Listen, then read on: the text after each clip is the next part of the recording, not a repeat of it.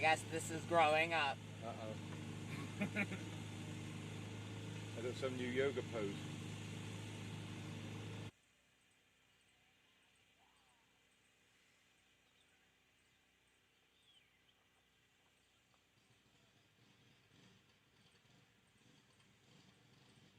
It's not working.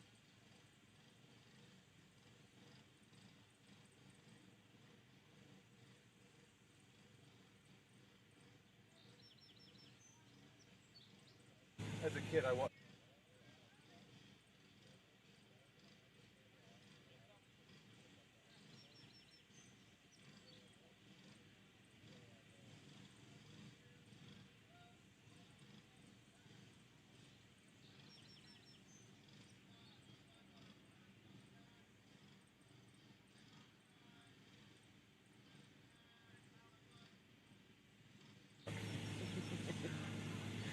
Were they hot yet?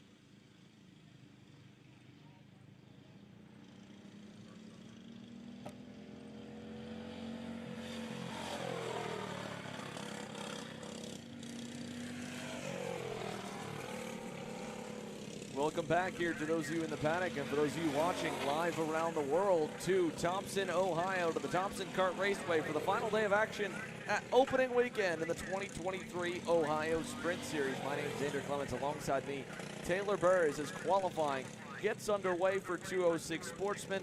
And just like yesterday, Taylor, the important part for all these drivers is consistency with a special qualifying format that sees a 3-lap average, your best 3 laps put together to set the grids for the pre-finals. It certainly is, and good morning everyone here from Ohio as we get ourselves ready and set up for qualifying. We're seeing everyone out on the track. A lot of things we talked about yesterday with this category, where we're seeing drivers put in a lot of consistency, learning from some mistakes, and be able to try to capitalize on it today. We're watching on our screen the number 14 of Addison Haydu there in the pink helmet on the blue and white energy cart, making her way around the back section of the racetrack. And a bit of a change up for today in terms of course layout. We're running that second inner loop, whereas yesterday it was a fast dogleg that bypassed the final couple of corners. Today it'll add hopefully a new passing zone at the end of that straightaway, but it will potentially take away a little bit of one coming on to the front stretch. Again, the same here coming out of turns 3 and 4 and down the backstretch to the outer loop at turn number 5. But as you watch the number 2 of Logan McCloskey, this is where things change up. Those cones now block off that fast dog leg. They go into this quick right-handed 180 and then a switchback left that turns into a double apex coming onto the front straightaway. So we may not see as many first corner passes there coming onto this long backstretch, but we should see that passing zone change into that right-hand hairpin. So a little bit of difference for the drivers. They only got a handful of practice sessions on both. The Friday practice day was split in 2, with the alternate layout for yesterday being used in the afternoon. The original full course layout here at Thompson Kart Raceway being used on the morning session. So it's been about 36 hours since any of these drivers have really run on this layout, nearly really 48.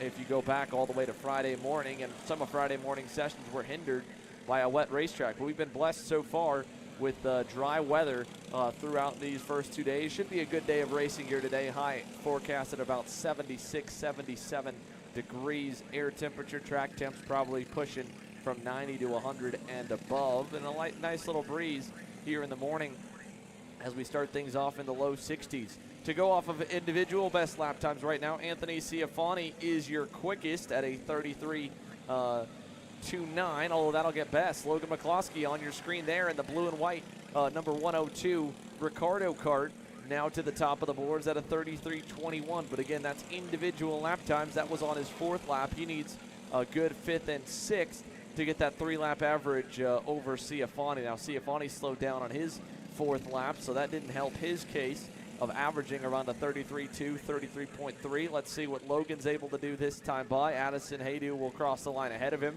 She'll clock into a 33.66. McCloskey, 33.5, a little bit slower. Final lap now underway here for 206 Sportsman qualifying. Yeah, Anthony Ciafani definitely is one who needs a lot of improvement. He's had some great pace yesterday, but just made those small mistakes, and where it unfortunately cost him the chance of being on the top step or near the top step of the podium. So hopefully he will be able to take what he learned, maybe try some different things, even with the new track helping balance it out just a little bit as well. Yeah, the benefit, they're not going nearly as fast right here going into turn number 1 at the right past the timing loop and finish line. That will make things hopefully a little easier for drivers to keep all 4 wheels on the paved stuff, as we saw not just Anthony but a handful of drivers dropping tires coming out of turn number 1 onto the front stretch with the higher speeds, coming off that long exit of the outer loop and through a fast full throttle dog leg. Now today they're going a little bit slower coming through that left 90. Should be a lot easier to get through, but again, a different layout may see some different faces at the top of the leaderboard. McCloskey's 2:11 still good. His 6th lap was a 33:32. That'll help the average. Ciafani slowed down on the last lap around on lap number 6 to a 34.9, so he may drop even further as Addison Haydu improved again, another 33.6. Harrison Bell, a best of a 34 flat, and a 34.6 on lap number 6. Logan Pollock ends 5th on the individual lap times. His average will probably put him 5th, and the same for Declan Clear in the number 100, down in 6th, a best individual lap time of a 35.594. And just like that, one class is already in the books. 206 Junior will be up next here on deck as they get set to go green. And just like in 206 Cadet, a relatively tame main event for what we saw. A little bit of shuffling through the midfield, but out front it was a bit more clear skies and clear racing. We'll see if today tightens the field up on a more familiar surface, but definitely a little bit more technical of a layout with the extra couple of corners added into the circuit. An average lap of a 33 to 34 second. That's adding around 5 to 6 seconds on the lap time for the 206 Sportsmen. We'll see what it does for 206 Junior as the engines come to life and they get set to roll off.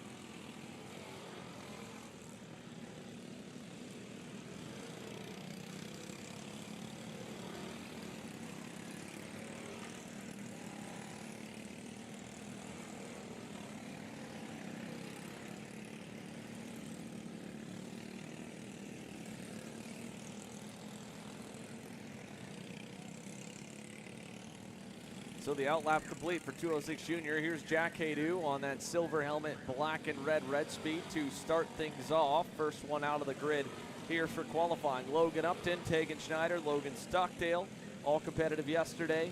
Then you go back, Riley Davis had an impressive day as well, hovering the top 3 in all major sessions. James Strapko was 6th out of the grid here. George Ma, Isabella Timothy, the 8 drivers on the grid for 206 Junior. There's the 827 coming through. That is, of course, Logan Upton. We'll see what the first lap set is for Jack Haydu, a 33.8. Upton, 33.24. He'll go to the top. Tegan Schneider even quicker, 33 flat as they go down to turn number 2. Really great speed right now for Tegan, as he was definitely the one to watch all weekend long so far, but got beaten by Riley Davis in the finals, which was very impressive for Riley. Let's see if he can try to do and sweep that again and sweep the weekend with the finals races as they work their way around the circuit. Currently, as they continue on, we could see some sub-32 second laps here as they come across the line. Tegan Schneider comes across with his 809 machine, a 32.803. So going to be some great exciting racing here at this circuit. Yeah, Tegan Schneider, that was a good lap, 2/10 improvement. Here on your screen is the 809 of Tegan himself there in the Cosmic as he heads towards the back outer loop. 2 laps complete for everyone. James Strapko moves up to second, 32.98 for James in the 811. He'll be one of the last ones to cross the line.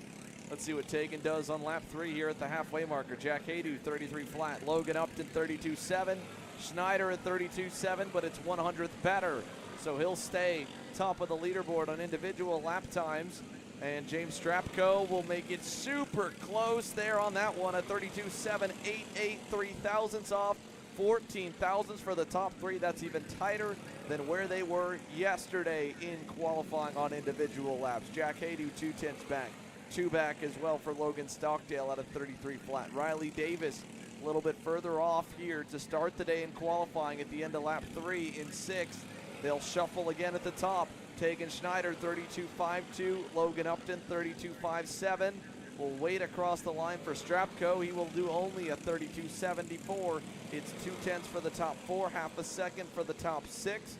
George Ma about 7/10 off in 7th. Isabella Timothy 1.2 back in the 8th spot here. We're coming to put 1 lap to go in qualifying, 5 complete. Here's Tegan Schneider coming through. Logan Upton up the road is catching up to Jack Haydu. It'll be a good lap for Logan. 32.50, Schneider 32.42 that time by. Safe to say, I think Tegan will be the one who will get the pole sitting time because he's just consistently bumping that lap time, lap after lap as he works his way around the circuit. There you see the 8:31 machine. That's Logan Stockdale in the Kart Republic machine. Getting some consistent lap times as well. He's only about 300th of a second off the pace.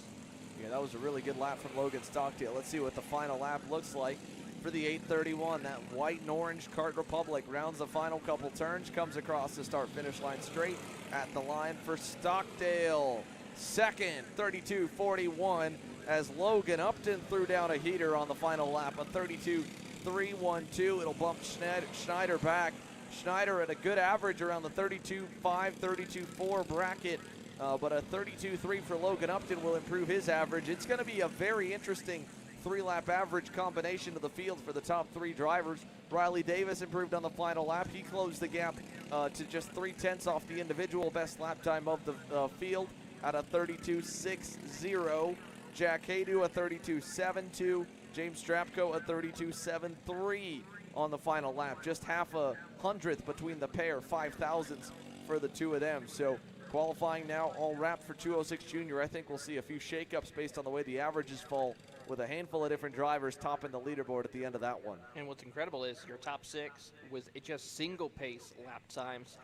Not even a half a second separates your top 6. So this is going to be a really exciting race. Yeah, should be good for them here. 206 Senior now gets set to go green, with Henry Wheeler being the driver looking to back things up from a good performance yesterday. He's set to go once again on the Mark Steele Racing Charlotte Leclerc kart, and looking good for another, hopefully, double victory day. 206 Senior and Rotax Max Senior for Henry Wheeler on home turf here at Thompson Kart Raceway, a track where he's cut his teeth, and the now budding national star will lead the field out here in a few moments.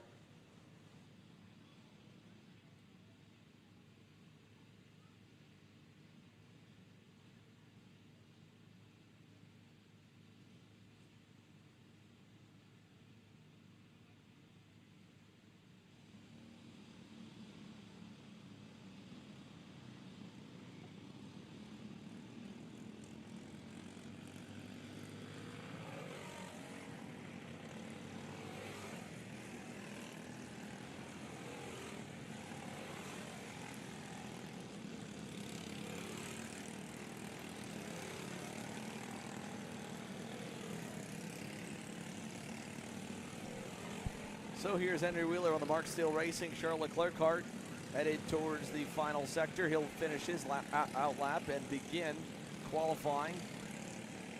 And we imagine him to be the driver to beat to start. Dylan White was super fast yesterday. Give him a lot of credit aboard the 972 Comet Eagle chassis. Led and won the pre-final, then just in the main event missed the mark a little bit in comparison to Wheeler, and ended up still on the box. A good run for Dylan White, trying to go a couple spots better here today. He's the first one out of the pit lane, so he'll be the first one to set the benchmark lap time wise. And that black, white, and red Charles Leclerc are closing down in on him.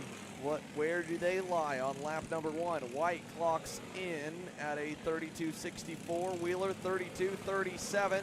Harbier Doss 32.34. He'll go quickest there on the Rocketech Motorsports Kart Republic.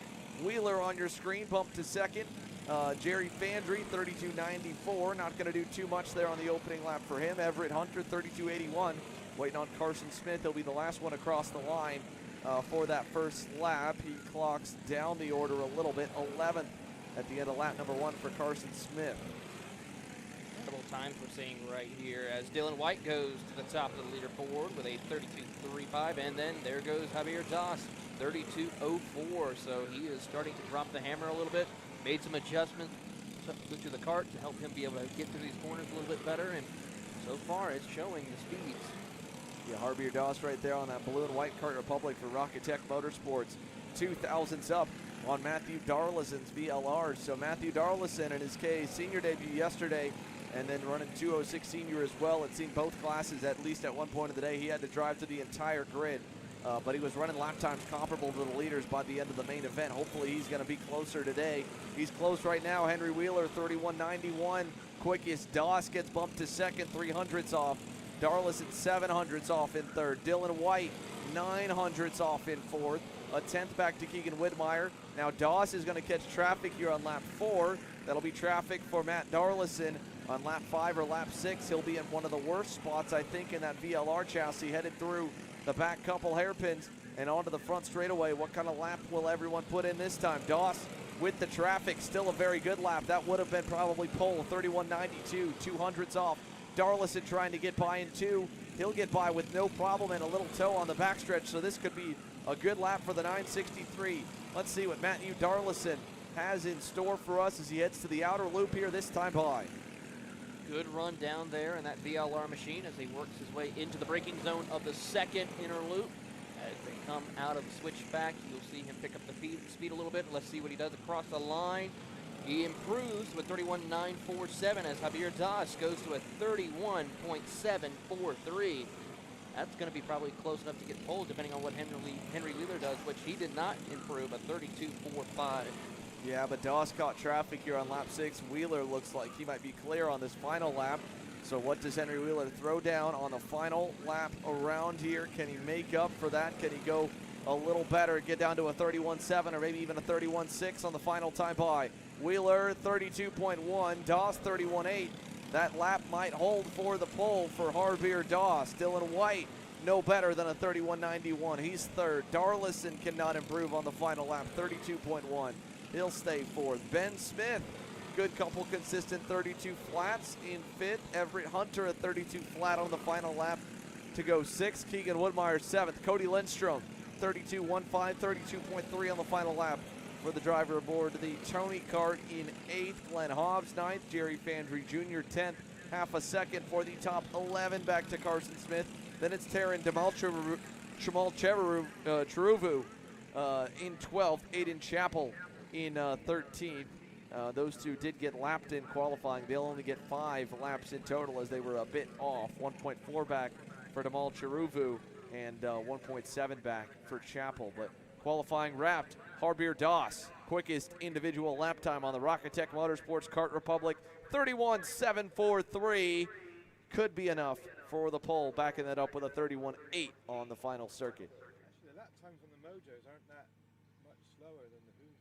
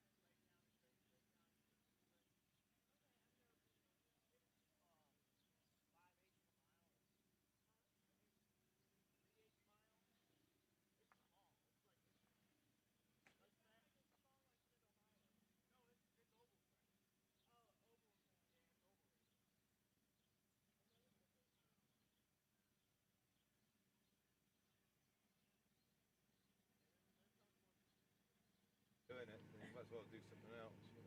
Just take your mind off it.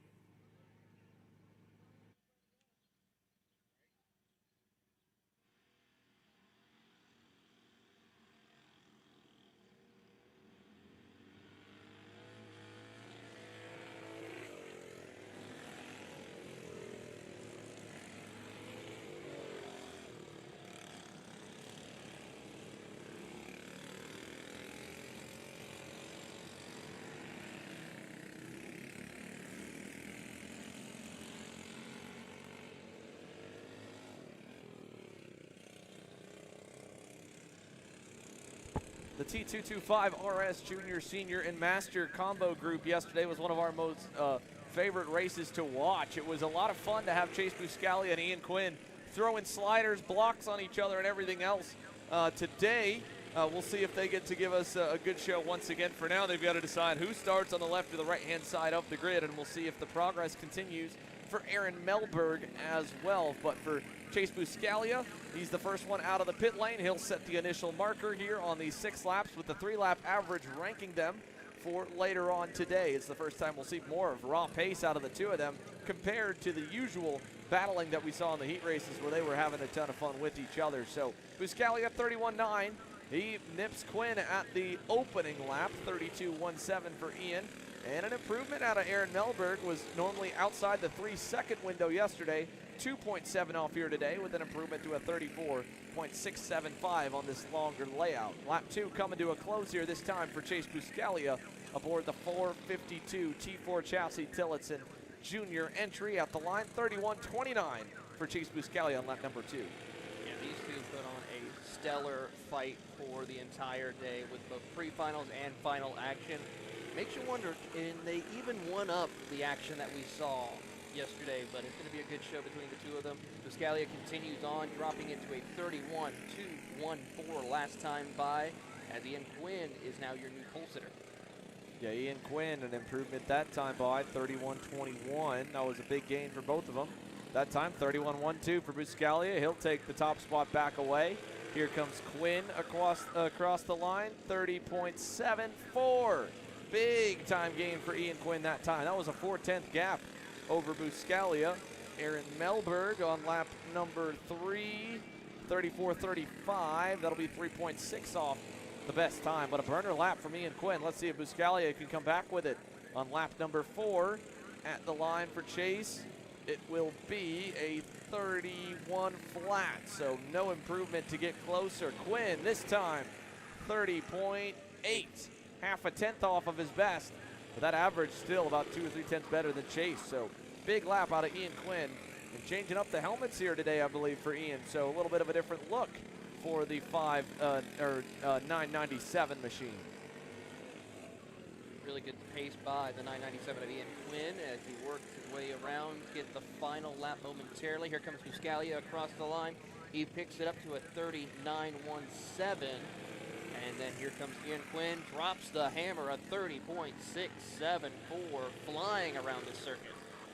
Yeah, that was a big improvement again for Ian Quinn. He's found some more speed overnight and on a layout where he's probably got a few more laps than Chase does here at Thompson Kart Raceway, even more so than yesterday. 2.5 tenths up the margin. Aaron Melberg improves again, 34.312 on lap number 5. Final lap coming in.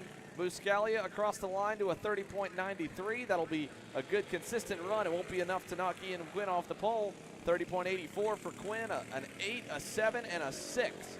That'll be a 30.7x average for Ian Quinn, and probably about a 2/10 margin as it shows on the individual lap times as well. So good stuff for the 997. Aaron Melberg will cross the line as well for his 6th and final lap. That will clock in a 33.83, new personal best for Aaron Melberg, and closes it down to 3.1 seconds off. But Ian Quinn won the war yesterday, and today he'll start it off still atop the pylon. 4 down, 5 still to go here for qualifying from Thompson Kart Raceway.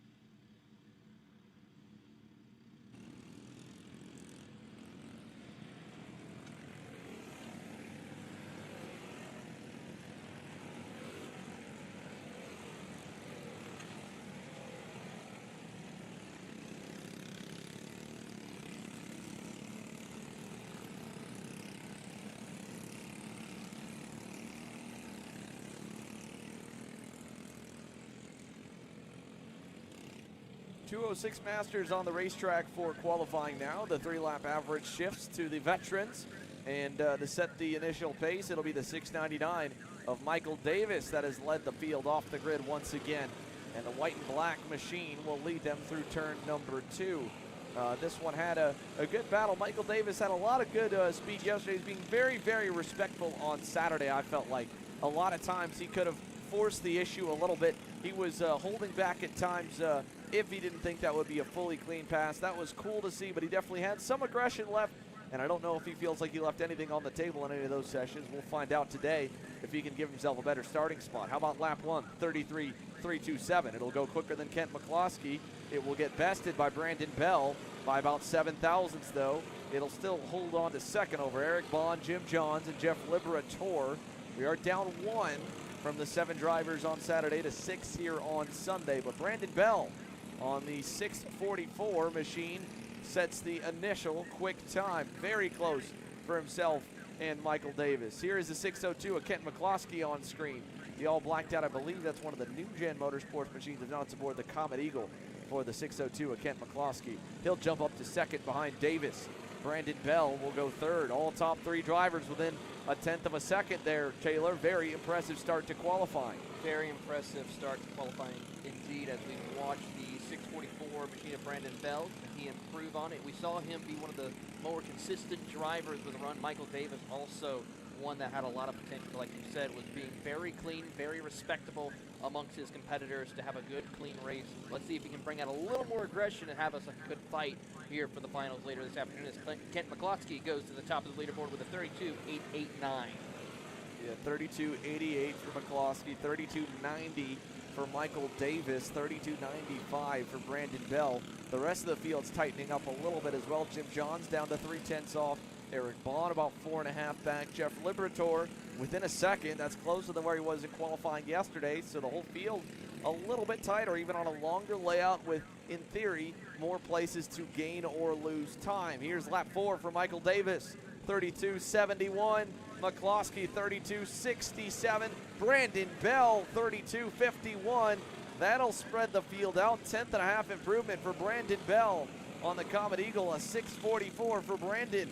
And it puts him a head and shoulders gap level above the rest of the pack. If he can back that up here, that'll easily clinch the pole.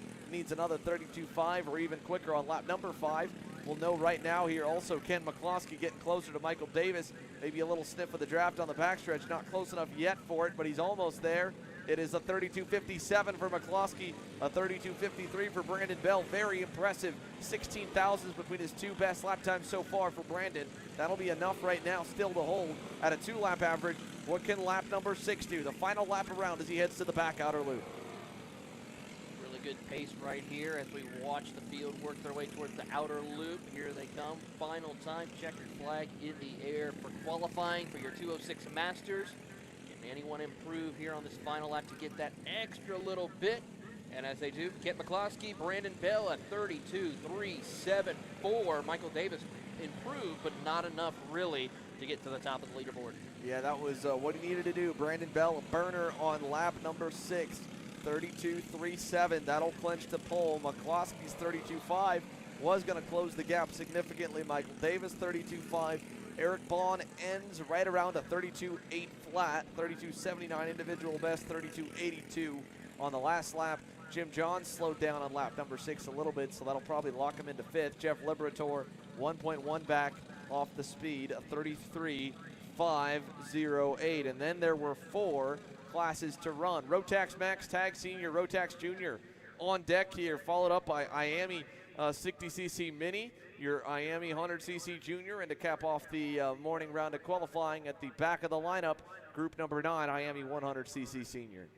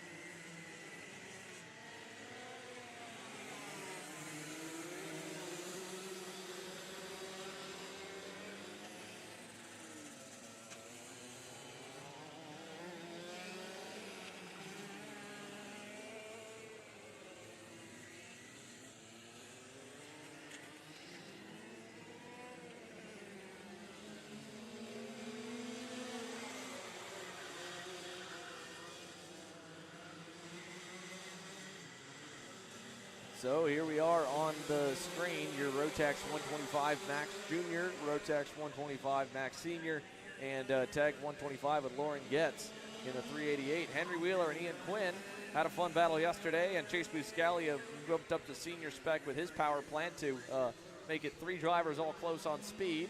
And the Mark Steele Racing Bureau Art, along with the Macron Motorsports Bureau Art of Ian Quinn, close in times. 28.96 for Quinn, 29 flat for Wheeler, 29.1 for Chase Buscalia. Quinn just towing around behind Henry Wheeler right now as they come out of the outer loop, nose to tail. So he needs to back off if he wants to keep going faster. Otherwise, he'll go only as good as Henry Wheeler does, who's going to get a better lap on 2 as Quinn got bottled up there. Wheeler, 28.77. Quinn had to slow down. Now this will be a better start to lap number 3, being a little bit too close to the bumper of Henry Wheeler.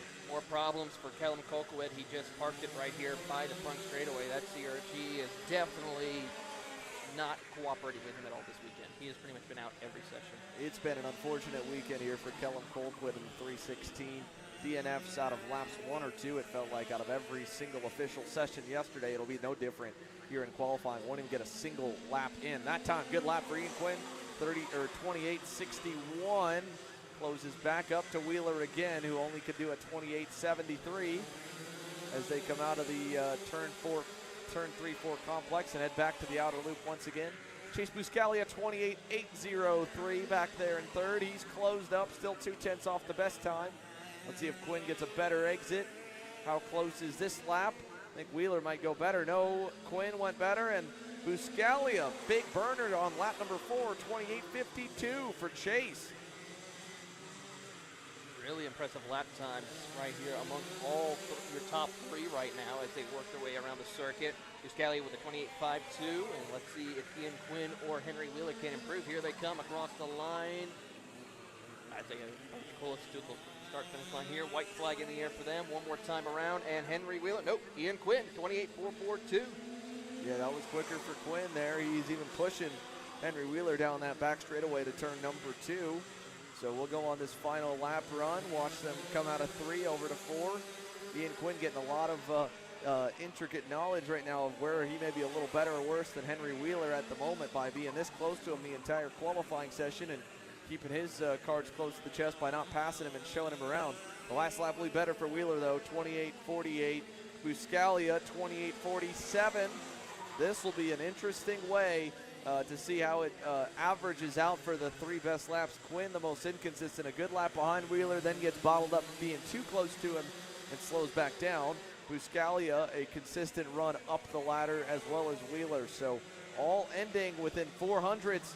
Hopefully some more fun racing to come as they head into the scale line. Henry Wheeler, Ian Quinn, Chase Buscalia having some fun going into the scales as group number 6 comes to a close and we switch our focus to the IAME 60cc minis on deck.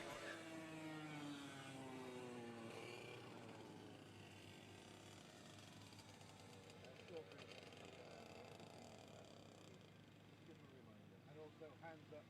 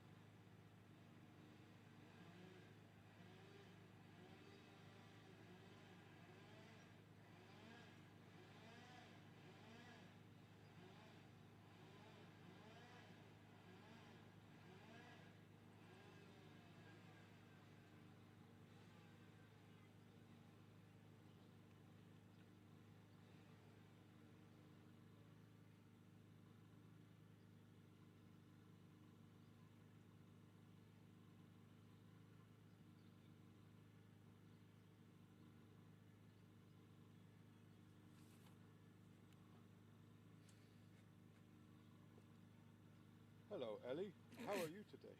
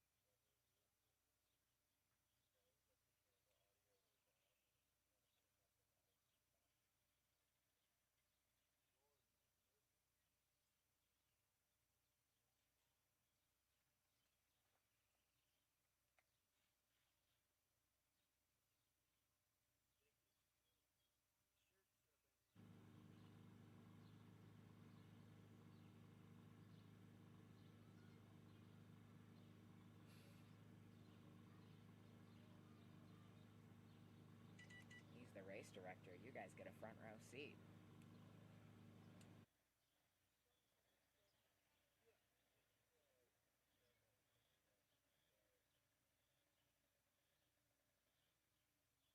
Said he's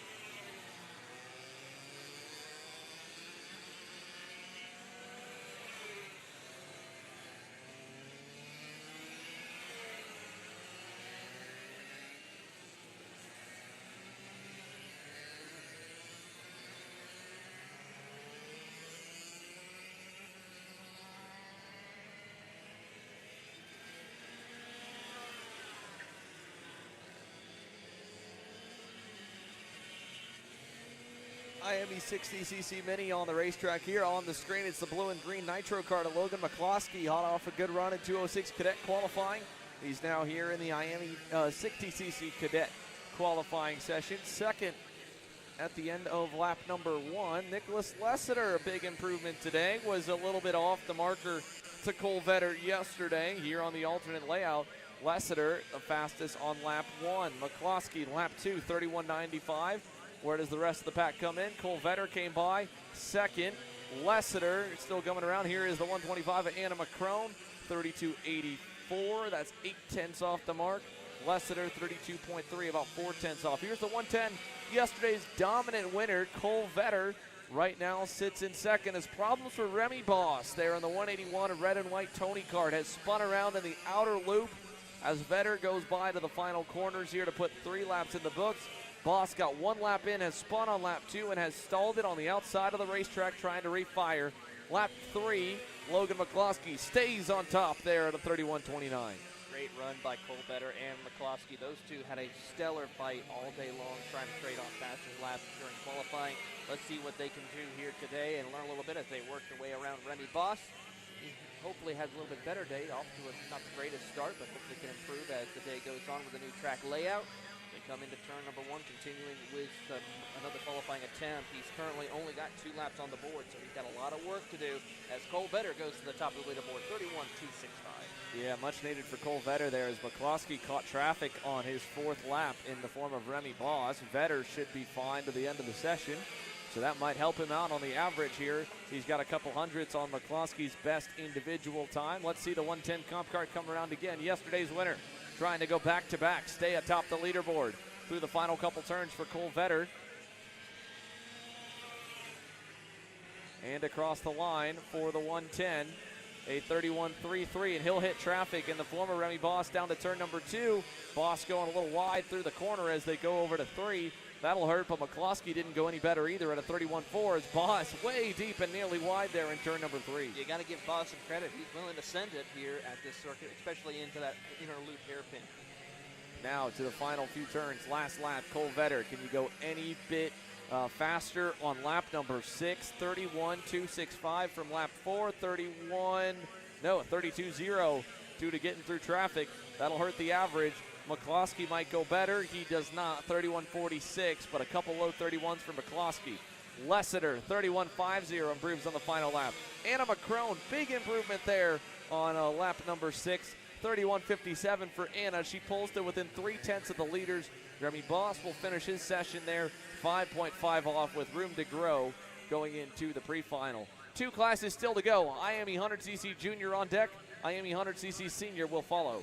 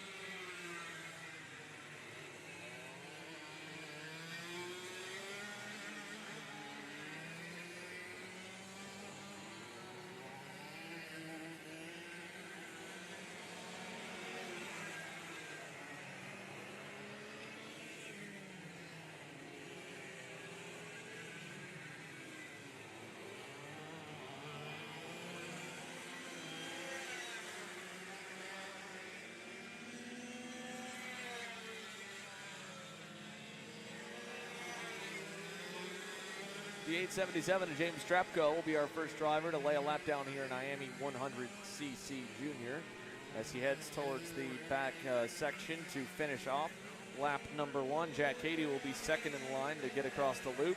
Gabe Holen, Cash Felber, Roman Felber, who the Felber brothers had a wild day yesterday, even running on track with each other. First lap for Strapko, 30.429. Jack Cady, 31.207. Holen, a 32.20. Let's see what the Felber brothers do when they get down to the loop, as there was a late leave off the grid that'll miss 1 or 2 laps, and a round is gone. The 873 of Roman Felber all the way off there into the outer loop.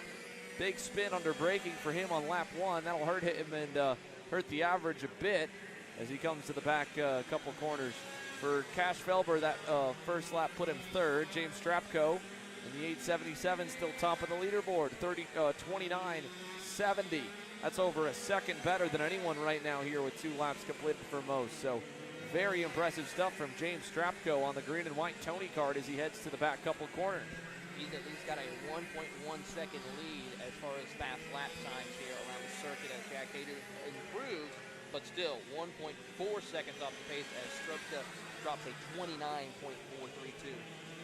Yeah, James Strapko, a big improvement again on that 3rd lap. Jack Cady at least is within a second now, but it's a wide spread for this 100cc junior field. James Strapko massively above the field, the biggest gap we have seen so far today. Jack Cady 2nd, Cash Felber 3rd, Gabe Holen is 4th. Lucas Grusella was the late exit off the grid. His opening lap put him 5th. We'll see what he does on his second one. Roman Felber on his first clean lap at 31.53 puts him still sixth. Strapko, fourth lap, 29.18. Big improvement there. Roman Felber moves up to fourth overall behind his brother Cash. Lucas Grusella bumps them both back to fourth and fifth. He'll go to third on the 8.99 Beer Lard. Here's the 8.17 of Jack Haydu, who is chasing James Strapko in terms of lap times. The gray helmet on the red and black red speed, still second, 1.1 off the pace, coming to the line this time for lap number 5 to be completed. It'll be a 29.79, pulls into within 0.8, just barely. A 28.99 for James Strapko, who's flat flying around the circuit right now. He has really got some speed here in that Tony Kart as he's trying to work his way around the circuit, and still is going to continue putting up an impressive run all day today. Yeah, good stuff for James Strapko in the 8.77. Haydu there again, 8.5 tenths off on lap 5 as Strapko improves a little bit. Here's Haydu across the line. Can Jack go quicker? Lap 6, he will not. 30.14. Jack Haydu locks into second for now. Roman Felber closes up. He'll move to third. Cash Felber on his final lap still to go. Gabe Holen 6 laps in, fifth at best for Gabe. Lucas Grusella sixth still. Cash Felber final lap beats his brother, goes to a 29.98, exactly about a second off James Strapko. But Strapko, a 28.93, massive time, massive lap, massive couple of laps, and that average will put him still 9 tenths up on the entire field. So good stuff for James. We now go to the final class on the lineup. IAME 100cc senior as Harbier Doss tries to back up his impressive performance on Saturday.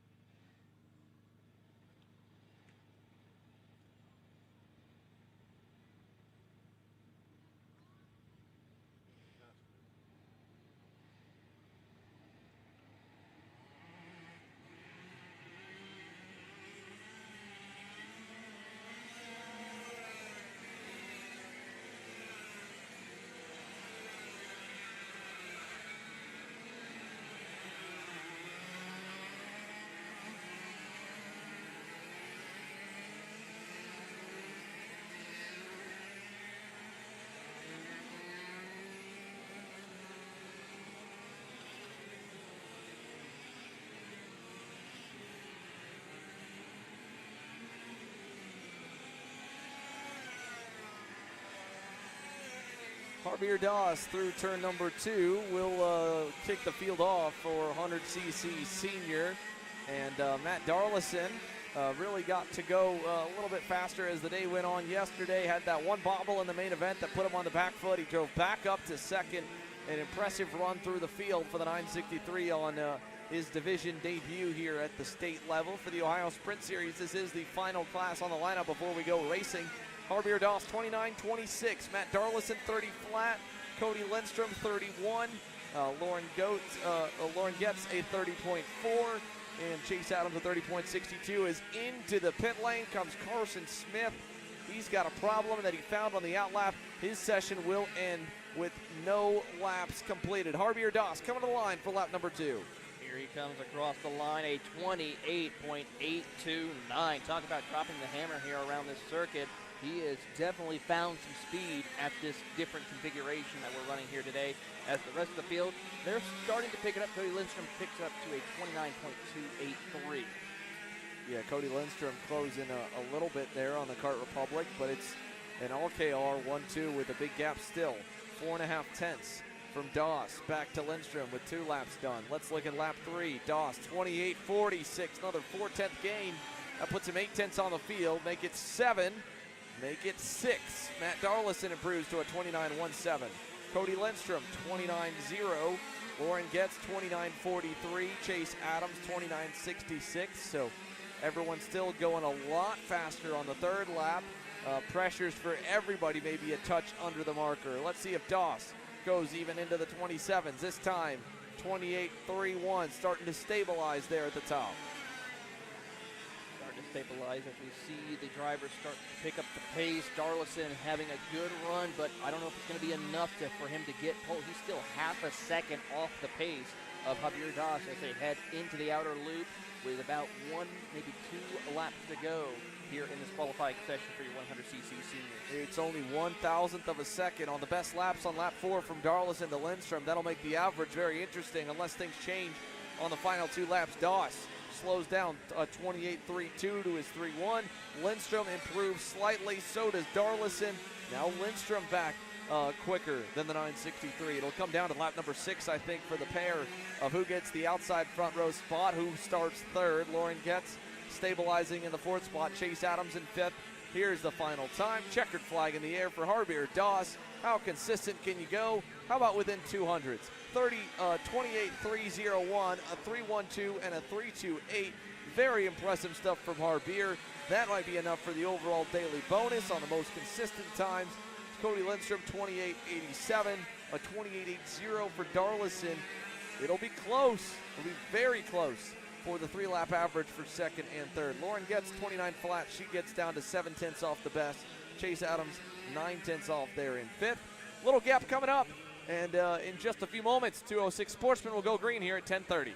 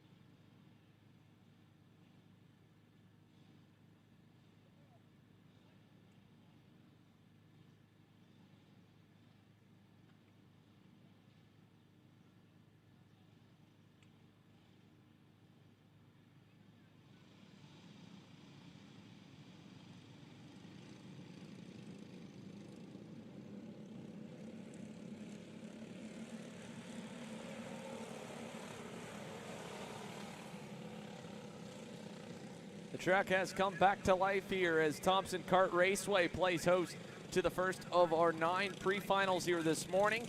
Again, this live free coverage of Kart Chaser, from Kart Chaser of the Ohio Sprint Series. Our final rotation through the classes for free. If you want to be able to watch the main events, you need to make sure you're a KC Premium member. That live stream will kick off later this afternoon at around 1:35 p.m. Eastern. This one will run all the way till about 12:15 to go from the top of the lineup all the way to the bottom for 9 total divisions with 206 sportsmen to kick things off. Logan McCloskey on the pole, and number 102 blue and white Ricardo Kart. He's got them at a nice and slow pace as they begin to make their way around the final section.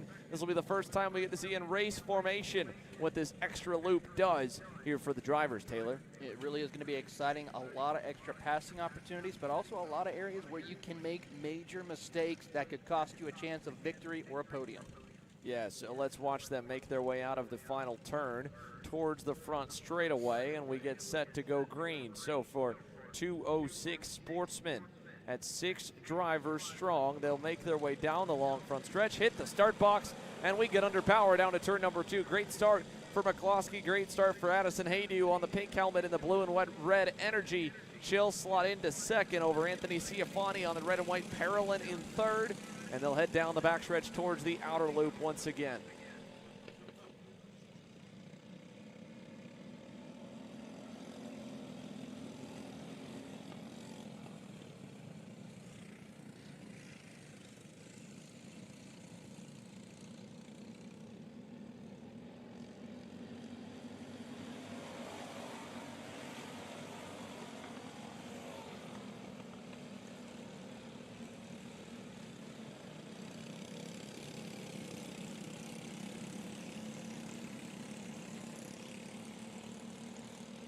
Up. A minute complete here in the 6 minutes plus 2 laps pre-final for 206 sportsmen as the field makes its way around to the front straightaway. And we'll put another one down here for Logan McCloskey there on the 102 as he leads, Taylor. He is really putting on a stellar drive right now. Addison Haydew, though, in second place. Anthony Ciafani, really big improvement from yesterday. Hopefully can keep it up there inside the top 3 as they work their way down to the outer loop. Currently about 2 to 3 kart lanes separates your top 2. Let's take a look at initial lap times as they've started here with Addison Haydew. Her initial best was a couple tenths off this lap.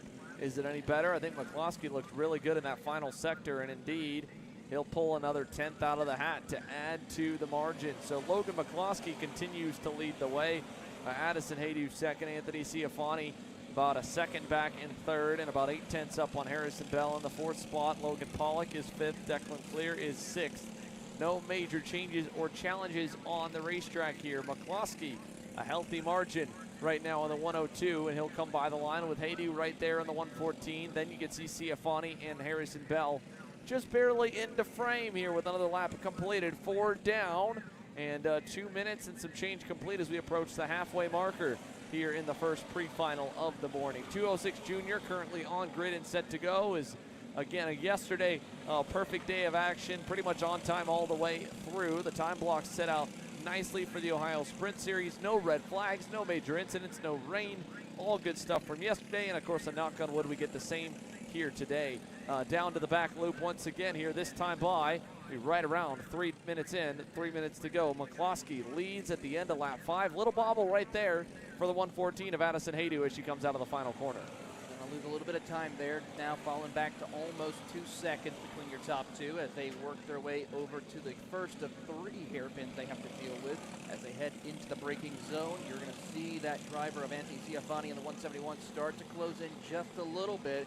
He's picked up the pace. He was about 2 tenths faster last time by than Addison as they make their way over to the last hairpin. Yeah, just a little bit quicker for the 171 of Anthony Ciafani. A 33.39 to Addison Haydew's 33.6. That time by Haydew goes back quicker, 33.36 for Addison Haydew, a 33.47 for Anthony Ciafani. Harrison Bell a little further off. Everyone kind of right where they should be lap time wise. It was a 33 flat for Logan McCloskey as he added 3 tenths to the margin. So no big shuffling in 206 Sportsman, And it could be a cut and dry pre-final once again for Logan McCloskey as he tries to put together a perfect weekend here today. 2 minutes to go plus 2 laps. 4 minutes into this 206 Sportsman pre-final. Nothing major happening on the circuit. Closest battle you got maybe is 4th and 3rd. Harrison Bell picked up the pace that time by, set his personal best. Back and forth, chasing this kid right here in Anthony Ciafani. Picked up about 100th on the 171. He's only about a second back, so he might be able to get to him there before this one's all said and done. Needs to continue to improve that pace and hope Ciafani stabilizes at a 33.5. Everyone just taking their time here, hitting their marks. Good opportunity for them to still learn a little bit about this different layout that we're running here.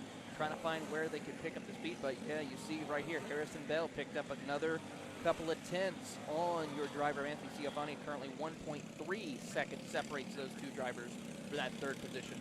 Yeah, it picked up. He evened out that time there aboard the 144 black and blue nitro kart. It was a 9.2 to a 9.1. So lost 1/100th, still gained a 10th from the lap before. This lap might have opened back up the margin to the 2 at 1.3 seconds. So nothing really shaken up here. Let's see the laps again. Harrison Bell, 33.68. Ciafani, 33.62. So a couple hundredths again, back the better for 3rd place in Anthony Ciafani. Logan McCloskey's lead now is 2.5 seconds. It continues to grow. It was another 4 tenths over Addison Haydu last time by. And with 30 seconds plus 2 laps to go, that's about where they should finish here. The big fireworks we saw yesterday was that turn 1 turn with how fast these kids were going through that last corner onto the long straight. And it caught Anthony Ciafani out a couple of times where he dropped a tire and spun in both the pre-final and the final. It mixed things up, but going slower, everyone's able to keep it all on the asphalt so far. And it's just a clean and easy run right now for race leader Logan McCloskey. He'll hit the line this time in time before the loop hits 0. No, just at it. 2 to go this time by for your race leader Logan McCloskey. Would have been on the border. Thumbs up just a couple seconds shy. So the double sticks will go in the air here this time by for Logan McCloskey. 2 to go for everyone who's watched Harrison Bell through. There was a little gap further back to find Logan Pollock and Declan Clear. They're a ways away, but the longer racetrack helping keep them out of the danger zone of going a lap down. And Logan McCloskey just logging laps here on a Sunday morning drive for the 102 as he comes to the white flag this time. That Ricardo kart is really dialed in here for both circuits. He is definitely looking to sweep the weekend in all categories. As he works his way through, he'll receive the white flag one more time around. Yeah, one more time by for Logan McCloskey. Last lap underway as he heads down to the big bank, turn number 2, a full throttle corner for the 206 cadets. He'll rip the middle side, then open up and brush that brake pedal for turn number 3. He'll open back, full throttle for turn 4 to that short chute into the outer loop, turn number 5. That big hairpin we've seen a lot of passes through over the weekend. Now turn 6 becomes a 180 switchback hairpin. That could be a good passing opportunity later on in the day. As he comes around the final turn, though, checkers in the air. That'll do it. Pre-final winner, Logan McCloskey here in 206 Sportsman. 2nd to Addison Haydu. 3rd, Anthony Ciafani. 4th, Harrison Bell. 5th, Logan Pollock. And 6th, Declan Clear as we put one down. 8 races here to go as the 206 juniors begin to fire up on the grid.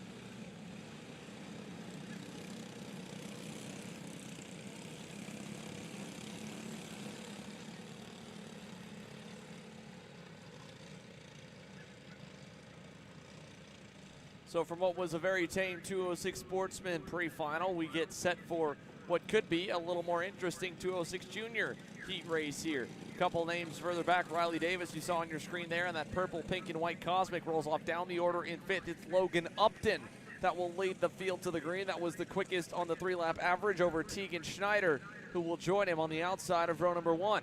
They're going to quickly round turn number 1, head down the backstretch, the start line, the start box on the power, and they are nose to tail headed down to turn number 2. Way wide for Tegan Schneider. Riley Davis will get into 3rd, and Schneider back to 4th here at the end. Little contact, though, as they go through, and Schneider gets by, as that was a bit argy-bargy in that initial hairpin, Taylor. It really was, but they were able to gather it back up, continue on their way. But how about Logan Upton at the front of the field? He was towards the mid-pack yesterday, but he was able to find some speed in qualifying. Big slide, though, for the 812 machine of George Ma as they come out of that second hairpin. Yeah, George Ma sent it into that switchback right-hander, turn number 6 there that time. Didn't pay off. Here we go back through turn number 2 for Logan Upton with a lap in the books now at full speed. Logan Stockdale's there in second on that white and orange Kart Republic. P2 for him, about a half second back from the 827 of Logan Upton. And as they head through, Logan Stockdale, Tegan Schneider, you can see there with that tight shot going through turn 6 and 7, how close the field is here. All about maybe half a second apart or so. So down the front straightaway, Logan Upton, Logan Stockdale. Then you've got Tegan Schneider in 3rd, Riley Davis bearing back down in that 4th position. So far, it's the Logan and Logan show here today as both Upton and Stockdale continue to lead the charge. But for Tegan, he is really trying to find that pace that he had yesterday to go and challenge for the race lead as they come out of the outer loop, down the short chute to the second hairpin. Really good line for both of them as they work their way over to the start-finish line. Keep an eye on James Stropka and Riley Davis, still not able to close the gap as they're having a good fight for 4th. Let's compare lap times here now with another lap at full speed. Logan Upton, a 32.34, a 32.47 for Stockdale, about a 10th and a quarter off. Tegan Schneider, about a 10th off of Stockdale there at a 32.5. Riley. Big run further down the field as they come towards the second hairpin. But for Logan Upton, he's going to keep that smooth, consistent run. Gets a good run off the little switchback, heading across the front straightaway. 32.5 for him, so he's fallen off the pace a little bit as Stockdale sets the fastest lap last time by. Logan Upton, a 32.506. Stockdale, a 32.29. That gap is coming down from the lead back to second and third. Tegan Schneider still coming along for the ride as well, so we're closing in that group of 3 up front, and a little bobble there for Logan Upton coming out of the back hairpin will bring Stockdale all the way down to a car length and a half away going through turn 6 and 7. So a very good lap for Logan Stockdale. That'll be a 32.1 to Logan Upton's 32.5. We've got a battle for the lead forming here as we just get past the halfway marker here in this pre-final. 3.5 minutes in, 2.5 minutes plus 2 laps to go. Logan Upton's got company. Here comes Stockdale to the bumper down the back straightaway. Could he try something in the outer loop? The hole is there now. Who thinks better of it? Going to stay tucked up behind. Maybe try something into the second hairpin as they line up nose to tail down into the braking zone. They'll go big slide for Upton. This could open the door for Stockdale. He'll try to cross him over across the start-finish line. Side by side into 1. Side by side still down the back stretch, but Stockdale had to make some adjustments on the exit. It hurt the momentum for the number 831 to Logan Stockdale, and Logan Upton still holds the lead as he sends it through 3. Stockdale trying to find a way around him, kind of hurts his exit again. They're out of turn 3, just pinching it off, and now Tegan Schneider closes up to both of them on that Cosmic machine. Lurking in the background is still Riley Davis in 4th. He started to pick up his speed as well, a 32.39 last time by for Riley Davis. But the leading trio nose to tail as they head down the backstretch here. Logan Upton out in front by about a bumper length through turn number 2. He is trying to close the gap. Let's see what they do into the first hairpin, and it's so far, it's going to be close. And here comes Tegan Schneider with a big run out of the exit. Yeah, good exit there for Tegan Schneider. Logan Upton still holding. Logan Stockdale not able to really manage his runs well right now. He's able to be a little bit quicker when he's on his own, but he's just pinching his exits and doesn't yet have the confidence to try and make a move under braking. He's only looking at the exit of the corner. At best, you could do that coming out of the front straightaway as we saw there, but it hurts his run down the straight, and Tegan Schneider nearly able to take advantage there in turn number 2. Let's see, turn 3. No, not close enough there. Big run through the center. Hurt his exit again. Schneider gets closer. He's just pinching those exits off and that's what's keeping him from being able to make a run down the inside going into the next corner. Logan Upton still leads now to turn 6. He's going to try again. He's still a little bit pinching the exits quite a bit compared, but he gets a good run out of the switchback. Tries to get the momentum, but not able to make it work. He's going to get a little bit of a draft from both the leader, as here comes Tegan Schneider to the inside, tries to make it stick, but we see that Logan Stockdale shuts the door on him. Yeah, Stockdale keeps him pinned there. This time by, it'll be just right around the marker. They'll come around turn number 5 here with should be enough time to get in under the gun. Logan Upton, Logan Stockdale, Tegan Schneider, Riley Davis, and James Trapko all the while are just chipping away at the lead group. Again, Stockdale gets close. This time he kind of gets into the rear bumper and shoots Logan Upton forward. So now the timer hits 0, and we go to the 2 to go this time by. So 2.5 laps remaining. Logan Stockdale all over Logan Upton.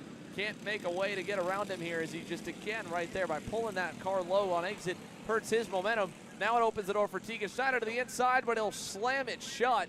Kind of tried to crowd him. Tegan wasn't too happy about it. His hand went in the air, but no change in position at the end of it all, and Logan Upton inherits about a car length cushion. He gets a good run here out of turn number 1, heading down towards turn 2. Big run here for the driver of Logan Stockdale. He can clearly try to send it into turn 3, not close enough to send it to the inside, but there you see Upton go a little bit wide right there. Stockdale gets close again. Does Logan Stockdale want to try and send it under braking? He does not. Stays behind, trying to get close, trying to set something up for a move. Saw Tegan Schneider again have some guts to make some passes. Stockdale, another big setup coming on the front stretch. White flag, 1 to go here this time by as they come down the front straightaway. Upton's going to block low. Don't know if he needed to, but he felt like he did as he defends down to turn 2. Stockdale gets to the bumper, loosens him up a little bit, but can't do anything to take advantage of that as they come out of 3, and again he pinches the exit. Here comes Tegan Schneider. Schneider, bumper of Stockdale, not close enough into 5. Roots him a little bit through the center, but it's going to keep it all even, and through to 6 and 7, Logan Upton is going to hold off the hard-charging group behind him and win the pre-final here in 206 Junior. That was going to be exciting right here as they come across the line, but I think Tegan might have a little bit more pace. If he gets a little bit better runs here in the finals, he may have a shot to once again try to go for the checkered flag in the finals later this afternoon. He'll have a much safer starting spot. Instead of the outside of the front row, he gets the inside second lane or second row spot in 3rd. So that should help Tegan Schneider make a charge for the main event today, as we saw him go from 2nd back to 4th there in the opening corners. We'll get set for more here. 206 Senior engines coming to life now as the juniors head into the scale line.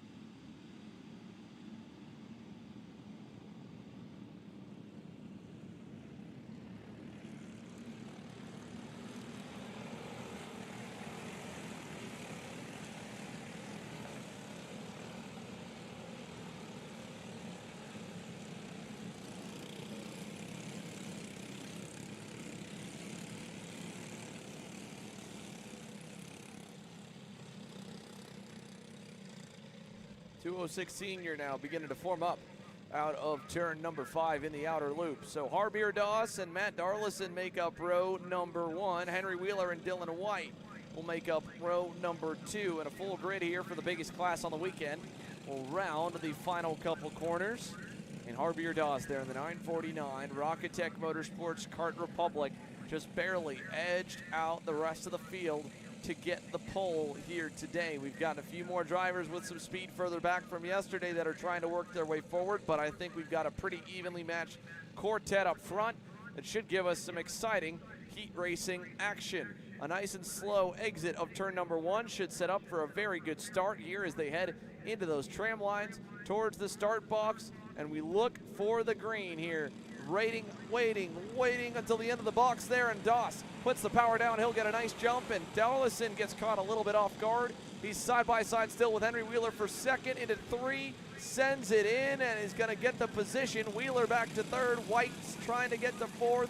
He will as they head down the backstretch to 5, and there's more contact there. 3 wide down to turn number 5. Holy cow, how in the world they were able to make it stick right there, going 3 wide into the outer loop, but they were able to make it work. Here comes Henry Wheeler up to 2nd place. He muscles his way around Matthew Darlison. And Dylan White trying to get through in the final turn onto the backstretch.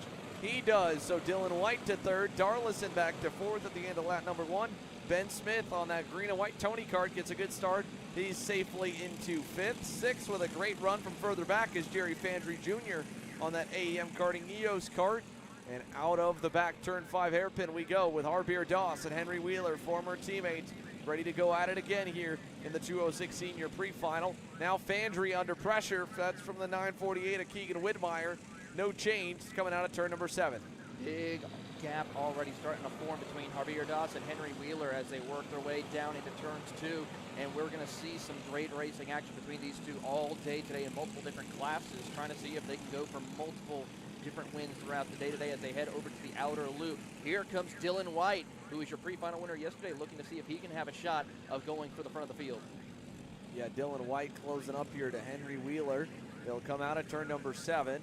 Matthew Darlison, Ben Smith still top 5. Here's Fandry Jr. under pressure further back. Going through is the 944 of Carson Smith, and was Everett Hunter there in the 917. So Jerry Fandry Jr. further back. Here's Dylan White versus Matt Darlison. Lap time wise, they were identical. A 31.895 for Dylan White, an 8.96 for Matthew Darlison, as Darlison tries to track him back down, and the off-pole man is looking to at least get himself maybe to 3rd before this one's said and done. Well, Henry Wheeler a little quicker than Harbier Doss that time by. Darlison a 9.0. White a 7.3. That's the 9.17 of Keegan Widmeyer. And as well, Jerry Fandry Jr. off the racetrack here, coming on to out of turn 3. And Jerry does not look happy about that. Must have been some contact between the two of them, unfortunately. We'll have to continue on their way as he hopefully gets a better run in the finals. Yeah, so at least here a little fresher tires for Jerry Fandry Jr., but his day done. Widmeyer was able to get going in front of the leaders. He'll be a lap down here momentarily, so unfortunate for Keegan Widmeyer. You can see him up the road from Harbier Doss. He's already on the cusp of going a lap down, or Everett Hunter, sorry, there in the 917. But for Jerry Fandry, again, day done early. He'll have a shorter break into the lunch section and then get set to go. Here they come here with coming up halfway point as they come their way through. They're going to put one driver a lap down momentarily. That's Everett Hunter, who will be put a lap down here as Harbier Doss goes around the outside heading off into turn 2. Yeah, there we go. Still to the outside into 2, into the 3. That'll hurt him a little bit now. Widmeyer gives way. It's going to give Henry Wheeler the biggest advantage out of the trio.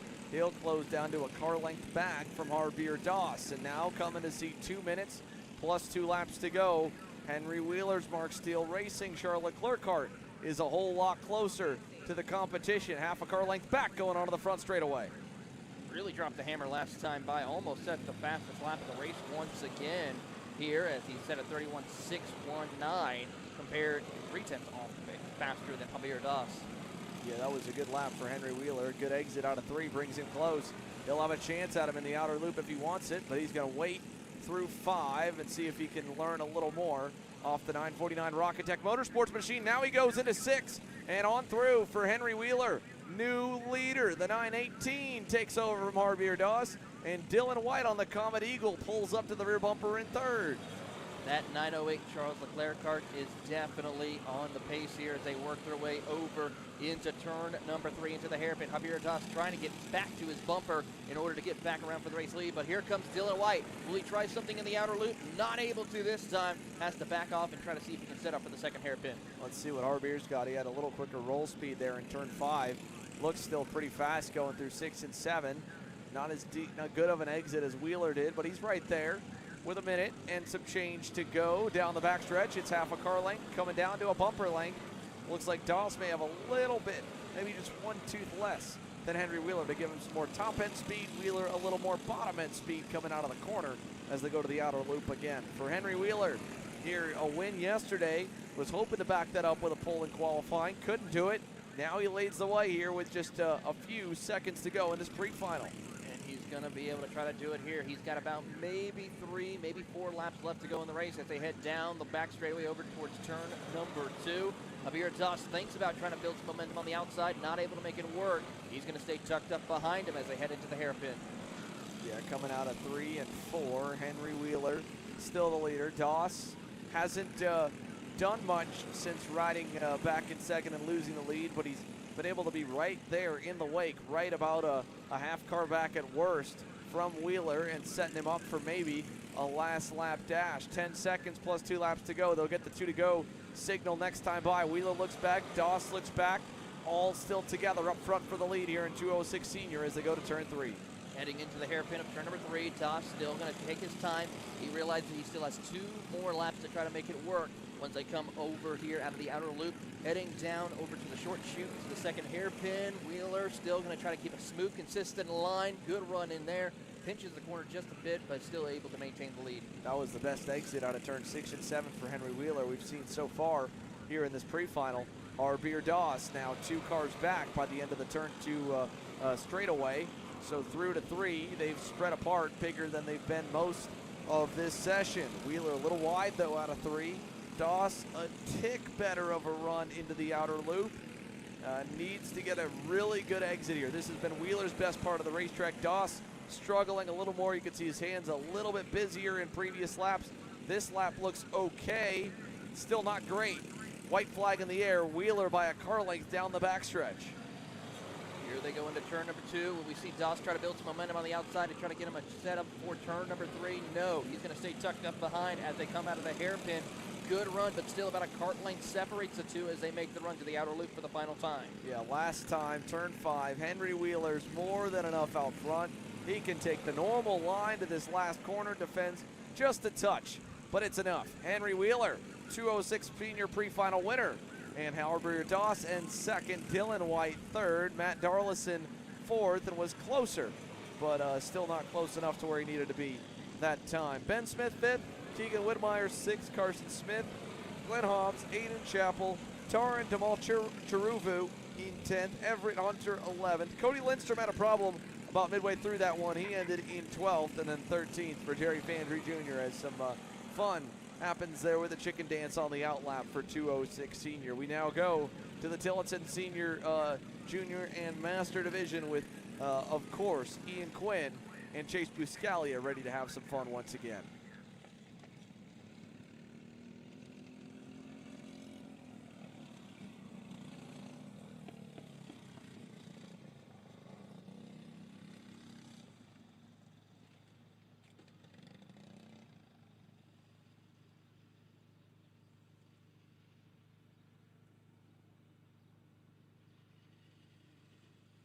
That would be an engine DQ, so not a removal from the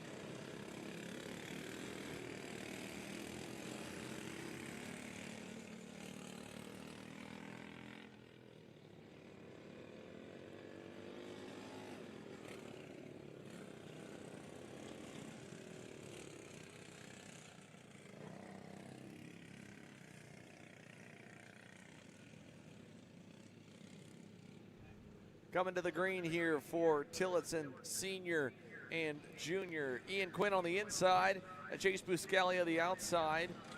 And we get set to go green for another two-way head-to-head mono-a-mono battle. And off the bat, Ian Quinn letting Buscalia by as he goes wide in turn number 2. And we begin the dance here with 6 minutes plus 2 laps on the clock, Taylor. Already, you see them already starting to dance a little bit as they head off into the outer loop. A little bit of a swerve right there as they head into the outer loop between Chase Buscalia as well as also Ian Quinn.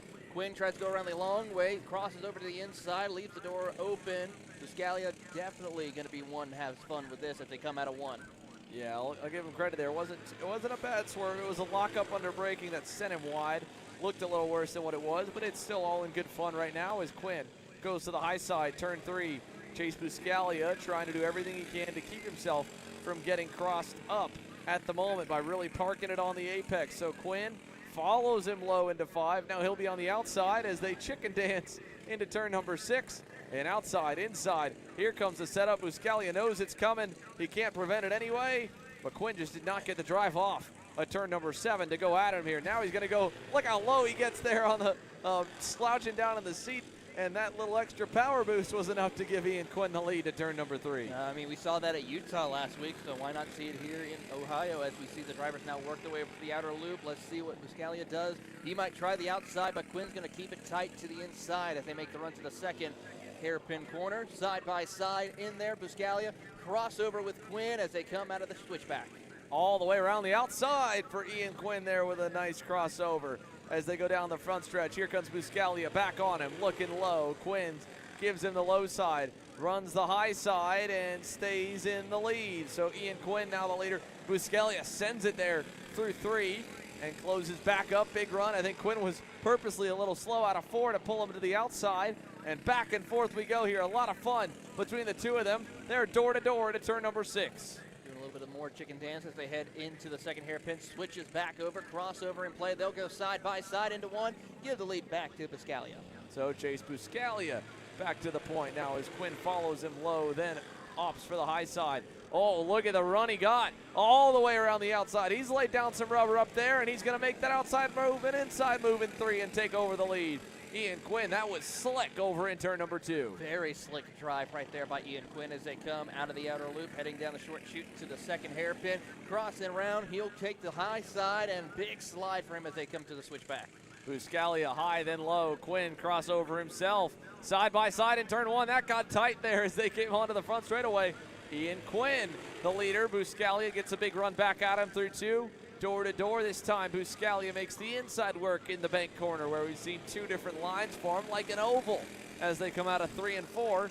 Buscalia now by half a car length here at the halfway mark. Good run here for Buscalia as they come out of the outer loop. Now side by side, puts those elbows out. Big slide as he locks up the brakes a little bit. Now Ian Quinn will try to cross over around the outside. Crossover as they come into 1. Nope, stay single file as they make the run down the back stretch. Yeah, here we go. Buscalia all the way to the grass. Quinn took his hands off the wheel for a second there to have some more fun with it. They're trying to get creative to try and do different kinds of moves than what they've already shown each other as they set up for another fun last lap battle. Quinn low, then fakes low, goes high, out of the corner.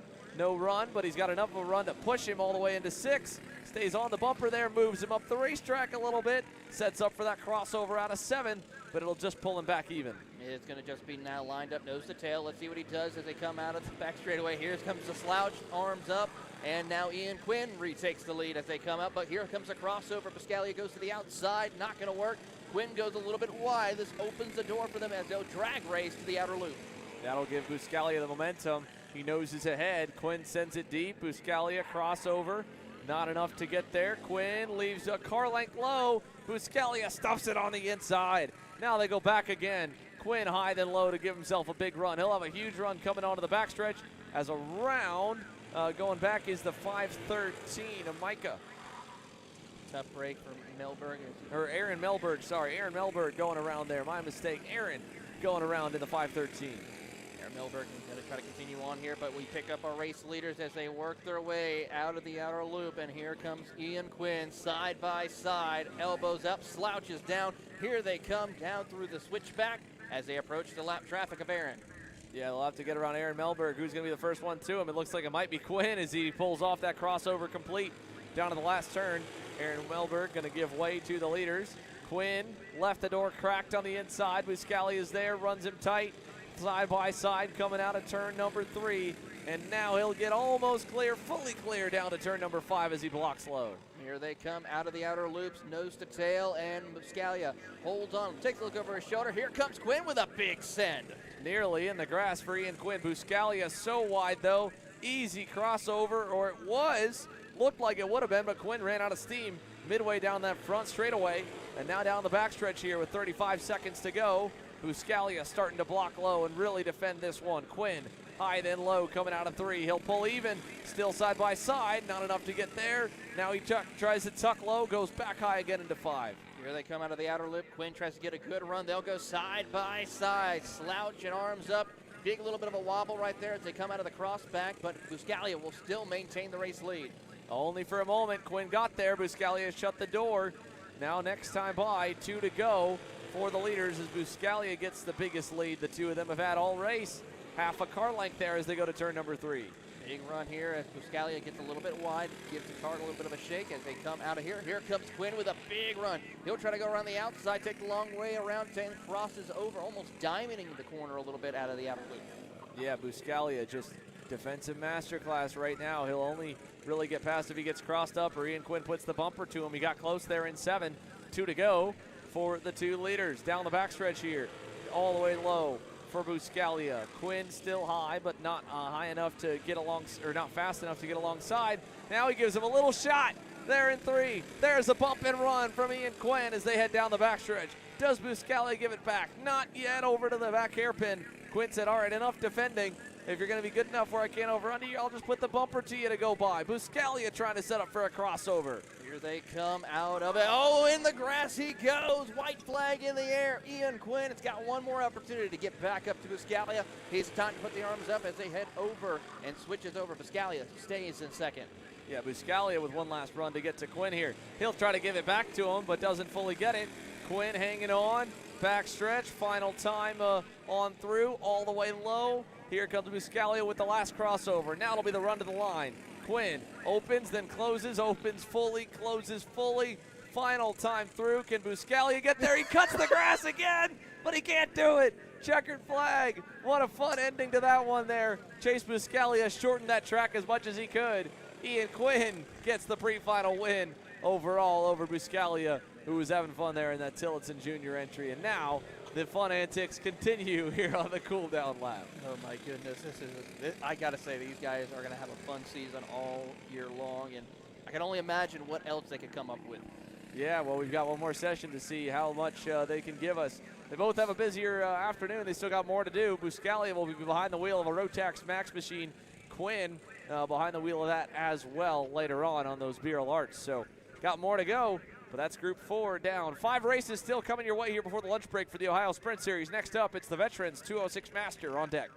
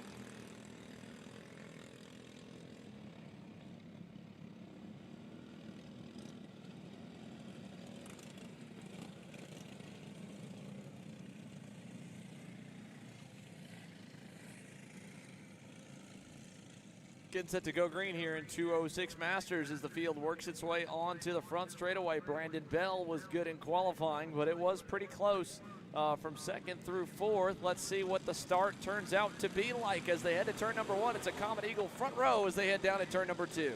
Heading over, it's going to be 2 by 2 by 2 as they come out of turn number 3 now. We're going to see Brandon Bell lead the charge in the 644 as they make the run over to the outer loop. How about Michael Davis taking over third position ahead of Jim Johns? Yeah, Michael Davis with a third place run on lap number 1. Jim Johns under pressure from Eric Bond there as they come out of the corner and head down the front straightaway. That'll be one down. 5.5 minutes to go for the field as they head with a lap complete. And down at turn number 2 already, about a 3-car gap out front. This is the battle for 4th and 5th right now. Jim Johns, Eric Bond headed through the inner hairpin side by side, but just on the exit, that'll kind of fan back out down the backstretch. Yeah, Jim Johns got a really good deal right now. He's actually owner of the Race for Recovery team, which is for those who are dealing with addiction. He's looking forward to trying to have this spread awareness throughout the season with this kart and this series as they work their way through, and it's starting off to keep it up with the top 4 run. And some airtime here. 4th, but under pressure for Jim Johns and Eric Bond right now. The top 3 pretty even that time, all close. Michael Davis, the best of them at a 32.60. He was 2/10 better than the leaders. So Michael Davis on that white and black entry in 3rd, closing in on the 2 blacked out Comet Eagles up front. Comet Eagles have been dominant all weekend long in multiple different classes, so looking forward to seeing what they can do as they come across the line. Bell, McCloskey, Davis, your top 3. They're lined up nose to tail, but we see Bell starting to pull away by about 2 kart lengths as they come out of 2. Yeah, Brandon Bell over Kent McCloskey. The gap there was about off the grass a little bit right there. Kent McCloskey makes contact with Davis. Davis gives a little hand away, let him know we're okay, let's keep going. Yeah, a little mistake from McCloskey. First real bobble we've seen out of anyone in this 206 Masters field. It's going to give Brandon Bell a healthy margin, and now it gives Michael Davis a lot less real estate to make up to challenge for second. So Michael Davis still on the move forward. Needs to try and make his way back around Clint McCloskey, put himself up in a good spot for the main event. Maybe he's better in 3rd based on how the starts have gone. It's anyone's guess where you want to line up. But they got a better run that time out of 3, I think, to close back up. Brandon Bell, not a good exit out of the infield this time. No, he did not get a good exit whatsoever. He's got a lot of work to do as they come out of the switchback, and it's now up to about 3 kart lengths separating your top 2 as they come out of turn number 1. Big run here for Michael Davis as he's trying to get into 2nd place. Yeah, Michael Davis, 2 cars back there from 2nd, 3 back from the lead for Brandon Bell, 2 Kent McCloskey. McCloskey, another good exit out of 3. Pulls away a little from Davis. That's been the weak point, it looks like, for Brandon Bell right now. So Brandon Bell feeling the pressure here as we hit the halfway mark on the 644. Just a 2-car gap. Can't afford any mistakes here. A little wide out of 7. That'll give another good run for McCloskey here to pull it to a car length and a half down the back straightaway. He's got a little bit of that toe as they head down the back straightaway into turn number 2, but he's got to back up a little bit here. This could bring in Michael Davis once again as they head into the hairpin. Good exit off for Bell. Davis with a really good run. He's going to try to see if he can make past heading to the outer loop. Yeah, McCloskey got sideways. Davis pulls up. I think he's going to wait a little longer for another opportunity, maybe. No, he almost gets alongside. Now he tries to send it inside in 6. Through. Watch for the crossover back from McCloskey. He can't get it done. Michael Davis up to 2nd now as they go down the backstretch. And that gap now really opens up for Brandon Bell. Big time opening for Brandon Bell to try and pull away once again, but here comes Davis. He is definitely setting the fastest laps of the race momentarily as he tries to get around his competitors. But for Brandon Bell, clean air, no traffic. He is going to try to see if he can go once again leading this event as he goes off course. Big mistake. That's the 2nd time we've seen a driver drop a wheel. This time it's Brandon Bell, the race leader. The top 3 tighten up. They're having a battle as well for 4th. We stay on the fight for the lead here with a 1.5 minutes plus 2 laps to go. Here comes Michael Davis, a car length away to turn 2. Michael Davis now smells a little blood in the water. He's looking to try to take this pre-final win here as they come out of the hairpin, down the short chute, through the outer loop. Will he try to send it to the inside? Not quite yet. He's going to be a little bit patient, but he's got to make sure, compared to like yesterday, he doesn't before that checkered flag falls. I think he's wanting to maybe make that move in 6 like he did on McCloskey. He didn't get an exit out of turn 5 that he needed, but that new section that we're running today seems like it's a little bit easier to make the job stick. A little deeper braking zone maybe from turn 5 to turn number 6 in the comparison. So that's where Michael Davis feels comfortable. That means he's got to get a good exit out of here, get to the bumper, and a great exit out of turn number 5 to set up for that pass. He did not get the best exit out of 3, and now he makes a mistake, and off the racetrack. Big off for Kent McCloskey there as he four-wheeled it through the dirt. He was able to gather it back up, but loses a ton of time on the top two as they come across the start-finish line here, looking at maybe 4 laps to go left in the race.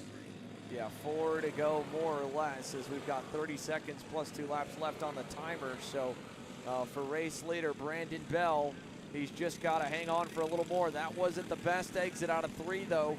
Needs a good exit out of turn number 5 to make up for it. What does he get versus Riley Davis? It's about even. That's enough to hold here into turn number 6. Davis still a car length and a half away. Davis tries to get a good run out of the switch back here. He's going to line up nose to tail as they come out of turn number 1. Gets a good toe. Could he try something maybe into 3? Not close enough to get the momentum, though. Yeah, just not close enough yet here. That car length cushion, that works at some racetracks. It's too far back here with how short the braking zones are at Thompson. You've got to be almost on top of the guy to be able to make a pass. That's what Michael Davis needs. Maybe right here, almost. Just not enough for him to be comfortable to pull the trigger on a pass right there, but he's definitely better being a little bit more proactive on his line in this rhythm section. Turn 6, 7, and 1 onto the backstretch. Now he's there. He's arrived. And as they head through turn number 2, we get closer to the end. Maybe something in 3, not that time. Not enough able to get the momentum where he can try to get alongside him. He may try something in the outer loop. He stays tucked up behind, sets up for maybe turn number 6. This is going to get exciting. Into the hairpin they go.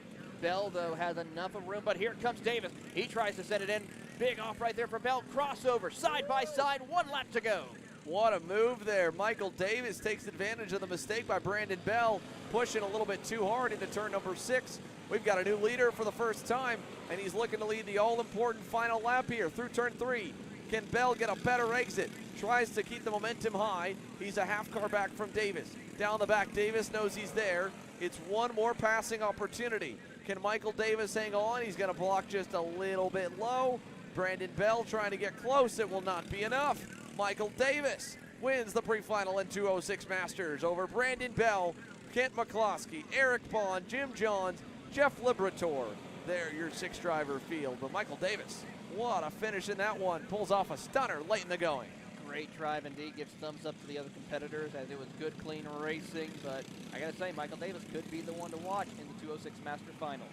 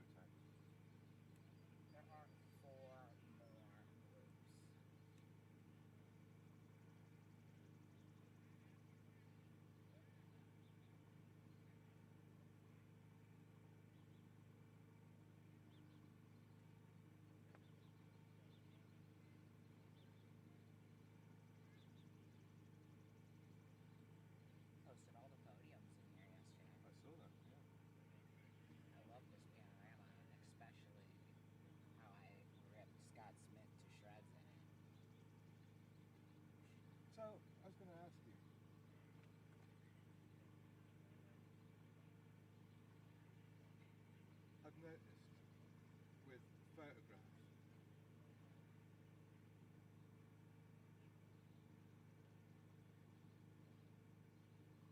What can you do with that afterwards? So, not exactly.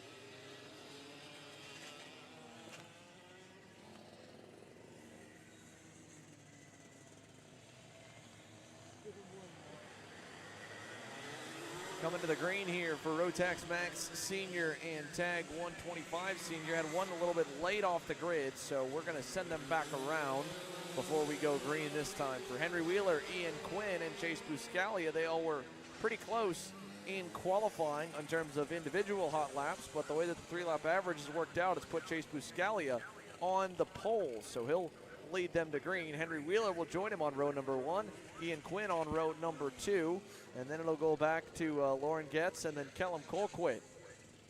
Lauren aboard the lone Tag 125 Senior entry. Kellum, the third of the Rotax Max Senior entries. A Rotax Junior entry for Buscalia, but to have some fun, he's equipped with a Rotax Senior Max engine and that Senior Max weight. As they go down to turns number 1 and 2, we're underway here this time. Let Kellum get a little bit closer. Buscalia low to defend out of 3.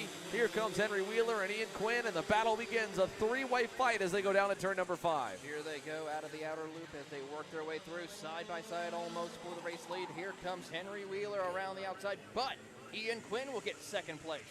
Yeah, Quinn gets closer as the field heads onto the front straightaway. A little bit wide for Buscalia that time. Quinn's close. He defends from Wheeler. Allows Lauren Getz to stay really close and watch this battle. And now it's Quinn and Buscalia, just like in Tillotson. What a send by Ian Quinn. Henry Wheeler says, thank you very much, boys. I'll take the lead away. Now the question is going to be, will Henry Wheeler come to play with these other two competitors? We see Chase and Ian battling strong as they work their way around the circuit, coming out of the second hairpin.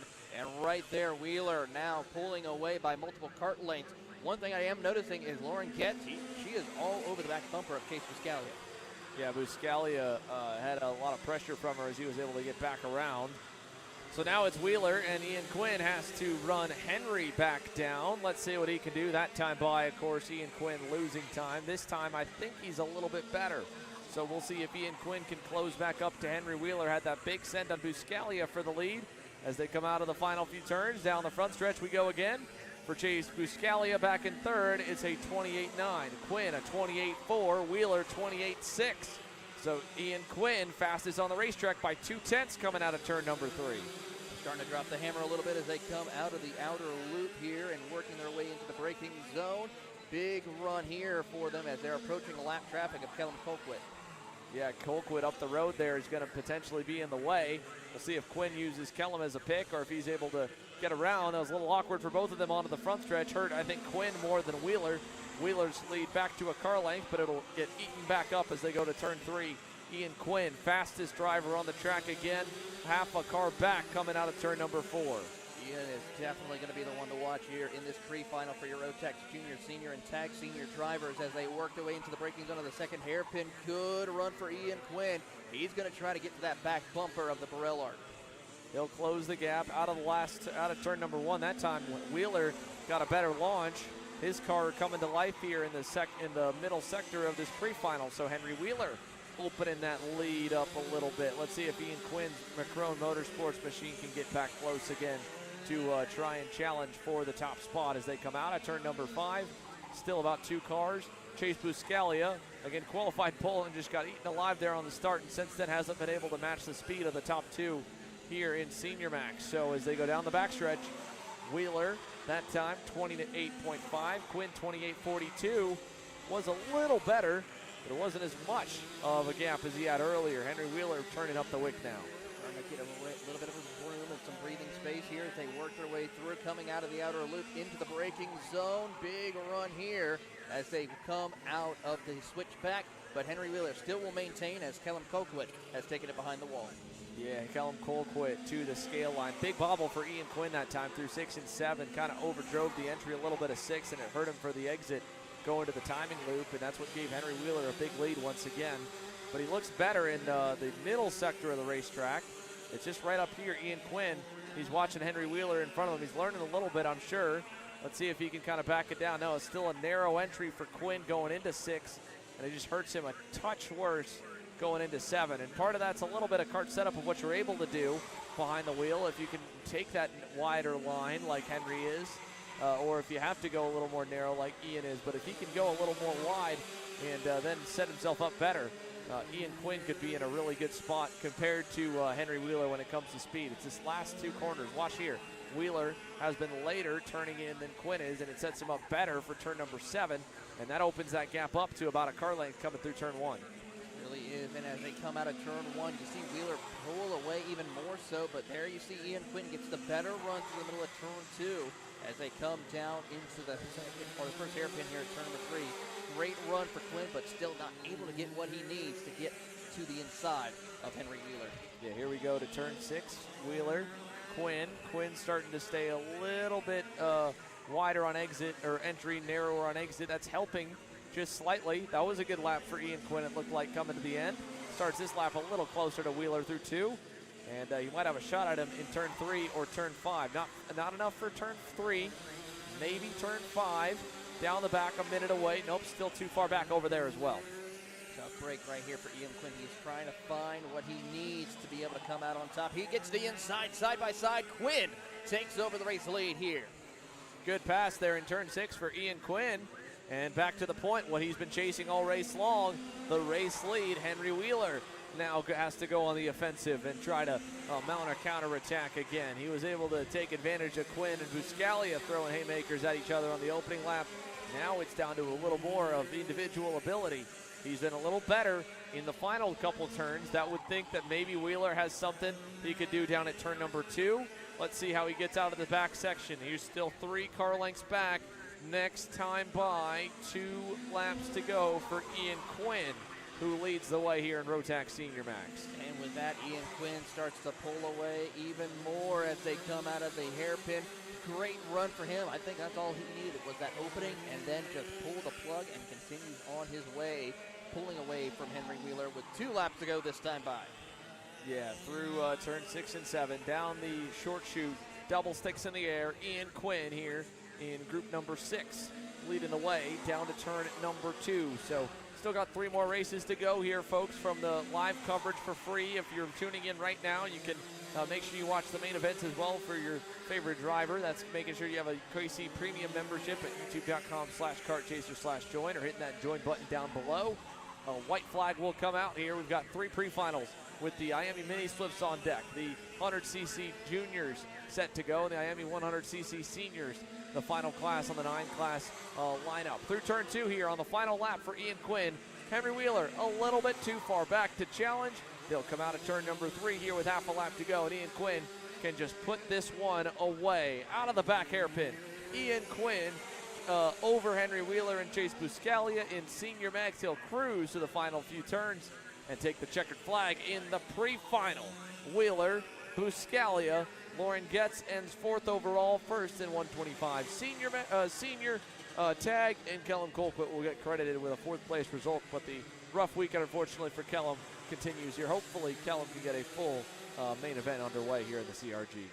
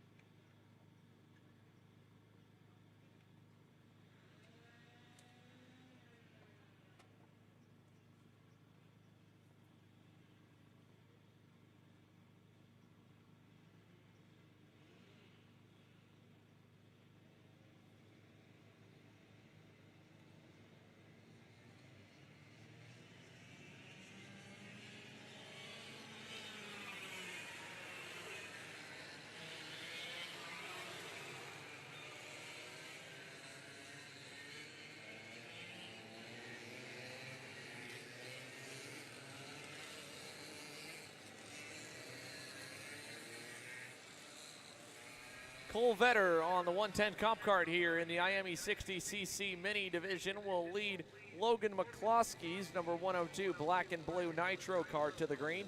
Nicholas Lessiter and Remy Boss will be row number 2. Anna McCrone had to go to the rear after qualifying, and the McCrone Motorsports comp cart driver will roll off in the fifth spot here for a 6-minute plus 2 lap pre-final. As the field heads onto the front straightaway, we get set for green through to the start box. 3 pre-finals still going our way here. Mini Swift on the racetrack. We get into the start lanes, and we're green here. Good start for Cole Vetter. Nicholas Lassiter trying to get through to second. He will on Logan McCloskey. And Nicholas Lassiter on the Charles Leclerc cart to P2. Anna McCrone to P4 as they shake out down the backstretch. Here they go, separating themselves just a little bit, but here comes the driver of Logan McCloskey as he'll try to get around, but not close enough to make anything work. Anna McCrone, though, right there in amongst the mix, and I think Remy Boss has gone off the track. Yeah, another bad start for Remy Boss, a little bit wide over in turn 5. He got back going. There he is at the back corner of the screen while the leaders come together through turn 2. Look at the good run here. What a start, sending it is Nicholas Lessiter, the 117. He's keeping up with Cole Vetter right now. We thought we might see this a little bit where things are a little bit closer on this longer layout today in Mini Swift specifically. So for IAME 60cc Mini, Cole Vetter, Nicholas Lessiter, and then Logan McCloskey, and Lessiter right there, just a little bit sideways at points behind Cole Vetter as they head down the backstretch. They almost ran identical lap times last time by, so really close battle here between the two of them as they work their way down across the back straightaway into turn 3 they will go. But Lessiter really starting to put the pressure on. Yes, single file through turn number 5 for Nicholas Lessiter behind Cole Vetter. Logan McCloskey looking really good this lap. He was a 10th better last time by in the 102 black and blue nitro kart. Vetter even going wide in turn 6. That backed them up a little more. Logan McCloskey a 31.4, Vetter a 31.3, so not much better that time by. No, not much at all, but he is trying to find any opportunity to get back around to the inside to lead the lap here for the first time for him this weekend as they come out of turn number 3, heading down a short chute over towards the outer loop. Not able to make it work, but it's still a good run. But McCluskey right there on the way to try to see if he can get up to second. Through turn 6, Cole Vetter again wide through there. Lessiter gets all the way up to the rear bumper. He'll get a big run down this backstretch. Let's see, can Nicholas Lessiter do anything? Nothing to turn number 2 that time by. Nicholas Lessiter really has a lot of pace compared to what we saw yesterday, and he is being very smooth. He looks to the inside, not able to make it work. Couldn't get the power down quick enough. Yeah, just pinched the exit there. Really, when he turned that wheel, that broke all the momentum, narrowing the exit of the corner. I think he got on the power pretty good, but just hurt his momentum doing that, whereas Cole Vetter's running a little bit too wide coming out of turn number 6. That hurts his entry into 7. Here's Remy Boss there, the lap traffic up the road. That will go one lap down in a moment while Cole Vetter continues to lead the way. Lessiter there, McCloskey close. Still not able to do too much here at the halfway mark. 3 in, 3 to go, plus 2 laps. How do they get around Remy Boss? Here the lap traffic. Vetter pinches his exit. Here comes Lessiter. They're all trapped behind Remy through 6 and 7. How does this work out for everybody? Oh, man. Crossover from Lessiter, and it kind of evens out there. McCloskey's going to get held up a little bit down the backstretch. Remy's going to let him go, and that'll spread our field out as the blue flags wave. Yeah, that was a big help right there for Cole Vetter with the help from the lap traffic of Remy Boss to be able to get a little bit of separation between him and Lessiter as they come down straightaway over towards the outer loop, but Lessiter starting to pick the pace back up. Yeah, Cole Vetter, 3 cars back out to Lessiter. Lessiter, like you said, he's closing back in. Another good run in the back sector of the racetrack. Nicholas Lessiter down to 2 car lengths away from Cole Vetter, and Logan McCloskey also closing in. That time by McCloskey at 31.76 to the leader's 31.9. So Logan McCloskey tightening up here with 2 minutes plus 2 laps to go as Cole Vetter takes him down the backstretch. Heading down the backstretch, they will go to the outer loop. Lessiter really starting to pick the pace up as he gets a great run out of the outer loop. Heads down into the braking zone of the second hairpin, not able to make it work as they snake their way down the front stretch. Yeah, here we come out of turn 1 again. Another lap down, 8 complete so far with 1:45 plus 2 laps to go for Cole Vetter. And he hasn't been consistently the quickest. He doesn't own the fastest lap time. He has led all the laps, though, so that keeps it as what would be, in my book, a perfect day. Pole and qualifying, lead every lap in both races to the checkered flag and the win. He's on par for it right now here. 1:20 to go plus 2 laps. Big run again for Lessiter coming out of 7. Big run for Logan McCloskey. They all fit in frame as tight as we were zoomed in right there. Here comes the leading trio down the front stretch. Again, all the while, don't want to give too much love just to the top 3. Anna McCrone still pounding some laps away in the 4th spot, about a second a lap off the pace of the leaders. Remy Boss still going here, only 1 lap down right now in the 181. Might go 2 down, but as long as he doesn't drop a wheel or spin out again, he should be good to the finish as we're coming to less than a minute plus 2 laps to go. Looking at coming at 4 laps to go for your race leaders, but Cole Vetter is being very smooth and consistent to keep Lessiter behind. Lessiter has the pace, but just does not have the opening he needs to get around for the race lead. Yeah, car length back from Vetter to Lessiter. Lessiter just narrowed on exit there out of 3. Couldn't do too much. 30 seconds plus 2 laps to go. They won't get the 2 to go this time. They will get it next time. They'll be under the gun of it. So basically 3 laps to go right now for Cole Vetter. Look how close Nicholas Lessiter gets again. That's all the way to the rear bumper through turn 1. He just needs to do something with the run to turn 2, but he can't. Runs out of steam by the end of the straightaway, but he had a great run through that final sector. So close for Nicholas Lessiter. Nicholas Lessiter is just chomping at the bit to get back up to the race lead and try to have a chance to get a pre-final win. Out of the outer loop they will come, down the short chute to the hairpin. He looks to the inside, not close enough to make anything happen as they make the run through the switchback. Has an opening, could he try to switch to the inside as they come across the front stretch? 2 laps to go. Not enough there. Opened up a little bit too much. Need to stay a little bit tighter in 7 to get that kind of crossover done. Here we are through 2. Oh, a little mistake from Nicholas. Got sideways on the inside. Here comes Logan McCloskey again, just riding in the catbird seat there in 3rd, keeping an eye on the top 2. Here comes a wild card. They're going to catch Remy Boss again, going into that back sector. This will tighten everybody up through 6 and 7. Coming to the white flag, Remy goes to the wayside. He'll give room. It'll hurt Logan McCloskey a little bit. As the white flag waves, McCloskey has to go around the long way on the outside. It costs him a shot at 2nd. It's the final chance for Nicholas Lessiter. Cole Vetter, a car length and a half through turn 3. Out of there, Lessiter, decent run, but still too narrow on exit. The run won't be enough to 5. And for the final few turns, Cole Vetter has withstood the pressure all race long. He's kept his nose clean up front, hasn't made any big mistakes. And coming to the line, it'll be close, but Cole Vetter wins the Mini 60cc pre-final. Cole Vetter and that comp cart have been dominant all weekend long. Very exciting to see what he can do in the finals.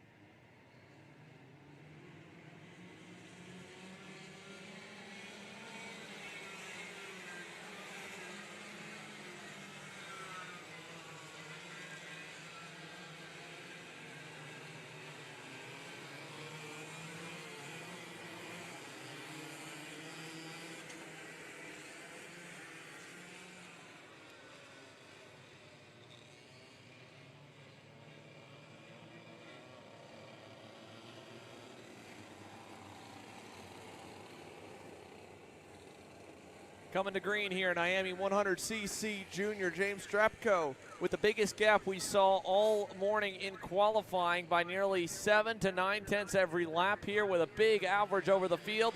Leads them down to the line, and we're underway down to turn number 1 as Jack Adu follows. He gets punted wide, and they're all going together in the first big calamity. Well, amount we've seen in turn number 2 happens in the 100cc junior pre-final, and 3 out of your 6 competitors all get collected in the bowl. Tough break for all 3 competitors right there as they now try to sort themselves up. But meanwhile for James Strapko, he is going to pull away from the field. Let's see how the rest of the field comes out as they cross the line. Second place is going to be Jack Haydu. Roman Felber will recover and move to P3. But for Cash, Gabe, and Lucas Priscilla, they got a lot of work to do. Yeah, unfortunate for them. They were all able to continue. That's the good news. They all kind of just got tangled up there on the high side in turn number 2.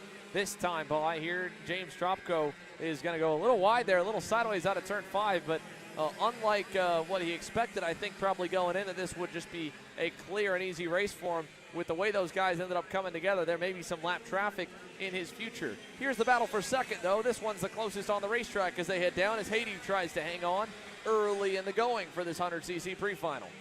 Roman Felber is having a little bit of a better run compared to yesterday, seeing if he can try to get a good start for the finals later this afternoon for him as they make the run over to the outer loop. He is currently just about under half a second behind the driver of Jack Haydu as Felber's almost went a little too wide out of the outer loop. Yeah, a little bit wide there for Cash Felber. So here we come onto the front straightaway again to put another lap down. And the backstretch we go. This is again for second and third. Roman Felber, sorry, in third. Cash Felber's gotten away the cleanest out of all 3 involved in that incident, as Lucas Grusella is 5th, Gabe Holden is in 6th. James Strapko, the gap is 3.6 seconds and climbing. I'm sure it's over 4 this time around. Very impressive stuff from James Strapko there in the 877. Jack Adu now 4.9 back. That time by, he was 1.3 seconds quicker than second place and over a second better than anybody else on the racetrack. Closest to him, Cash Felber, at a 30 flat. So for race leader James Strapko, I don't think you'll see much of anything here in this one changing. Back to second and third on your screen. That's what we'll focus on probably most of the day at this rate, because these two have been tied together on lap times pretty well. Roman Felber, a little quicker last time, the time before. Only a tick quicker that time by about a tenth over second place in Jack Adu.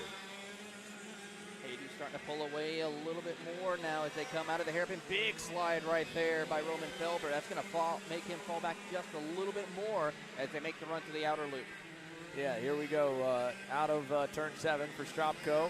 Here comes second and third. That's how far back they are already. James Strapko is probably going to end up lapping the field at this rate here in 100cc Junior when we get to the long 12 minutes plus 2 laps main event. That'll see these guys do about 25 laps or so around Thompson Kart Raceway. We're only halfway in and halfway home in the 100cc Junior pre-final. One more race still is yet to go green here for the morning, and that'll be the 100cc seniors currently on deck. And again, then that takes us into our lunch break. It'll be about an hour 15, hour 20 before we go back green with the main events for all 9 divisions to close out what's been a stellar opening weekend for the Ohio Sprint Series here at Thompson Kart Raceway. It looks like I got a battle for him back for the 4th spot. I think that's going to be Cash Felber and maybe Lucas Grusella going at it. So second and third, there they go, coming out of turns 3 and 4 and down the backstretch, spreading apart. Roman Felber in third, along with Jack Haydu in second, but 4th and 5th looking like they're going to have a good little scrap coming together with Cash Felber and maybe Lucas Grusella, or at least they were. It looks like he's gone around him. So Grusella, something happened that lap ago. Grusella back all the way to the 6th position. Yeah, tough break for Grusella. He's got a lot of work to do, but hopefully he's going to take a little bit of learning from this, be able to apply it for the finals later this afternoon. Had a tough break in the finals yesterday where he didn't get to finish the event. Had a little bit of a tumble coming on the front straightaway. So it's all spread apart here in this 100cc pre-final. The Felber brothers 3rd and 4th. James Strapko leading by over 10 seconds. He's going to catch lap traffic. I think he may have already caught lap traffic. That might have been what I was seeing. James Strapko has pulled away by over 9 seconds for the lead, 10 seconds to 3rd, 15 to 4th, 20 and 21 seconds to 5th and 6th. So it's Grusella and Gabe Holland that are still the closest there for P5 and P6. On your screen, that's Cash Felber in the 811 whiteout comp cart. He's currently 4th as he exits turn number 5, and you have to go back about another 5 to 6 seconds to find these two. Lucas Grusella on the Ricardo chassis from Macron Motorsports, Gabe Holland on the Bureau Art, and then back there to the race leader in James Stropko, who will come to the line this time to see 40 seconds plus 2 laps to go.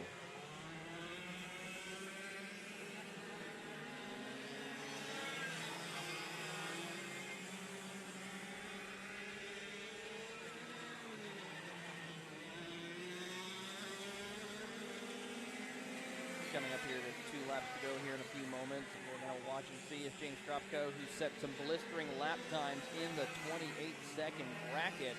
28.871 is the fastest lap of the race so far in this pre-final as they come across the line next time by. 2 laps to go. Yeah, 10 seconds and continuing to count down on the counter. The lap times have been pretty consistent for James Stropko. That time was a 28.901. The best time for him, a 28.87. So again, there was the consistency award for the best 3-lap average between all the classes, the closest 3 times in qualifying. Well, he's doing that unintentionally here in this pre-final. A clinic is being put on right now by that kid in the 877 green and white Tony Kart. He'll bring it around 2 more times as now we've got the 2 to go signal. He'll rocket his way through the banking in turn number 2 and over to 3. The last lap, a 28.856 for James Stropko. Fastest lap of the race for him so far as he works his way down the short chute over to the outer loop. He's closing in on those 2 cars battling for 5th, Grusella and Holland, as they come across the line here. They're lined up nose to tail, and also looks like Roman Felber's closing in on Jack Haydu. Yeah, that's closing a little bit there for 2nd and 3rd. Have been most of the race. As the white flag gets underway here, James Stropko, another consistent lap, a 29 flat that time. Almost as quick as his best. It'll be a 14 or 15 lap dash in total. And out of turn number 5 for the final time in the pre-final, James Stropko will not hit lap traffic in this one. Might in the main as he exits turn 7. It's the checkers. Pre-final winner, James Stropko here in 100cc Junior. How does that 2nd place battle end up? Let's see. They're coming down to turn 6 and 7 right now.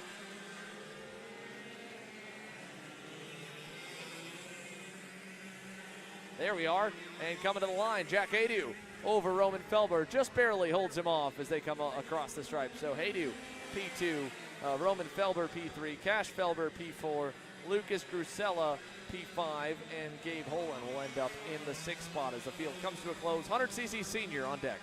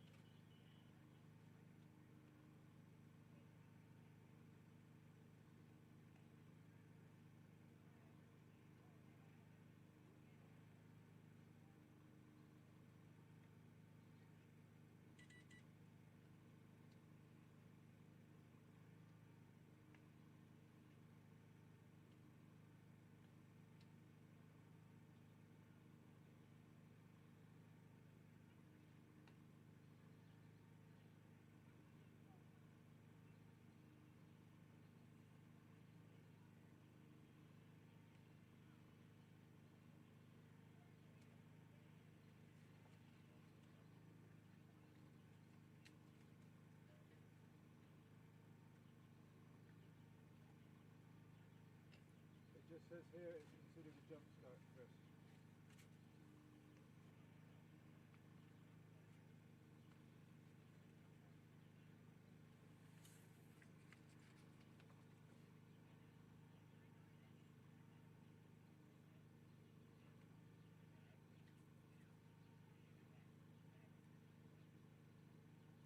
I understand. I just read the written bit here too, so we'll talk afterwards.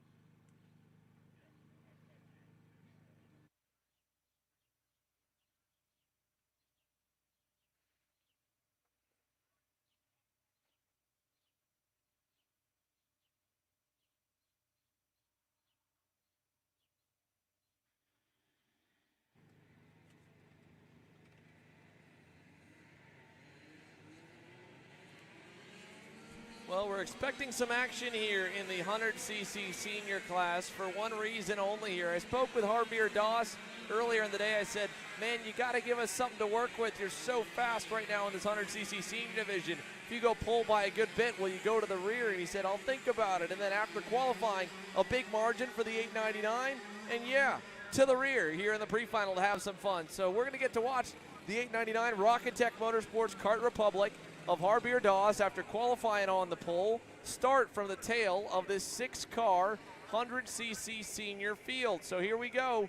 Coming out onto the front straightaway, Matt Darlison inherits the pole. Cody Lindstrom to the outside of row 1. Lauren Getz and Chase Adams, row 2. Carson Smith and Harbier Doss, row number 3. It should be a quick, action-packed pre-final. 6 minutes plus 2 laps. We're green down to turn 2.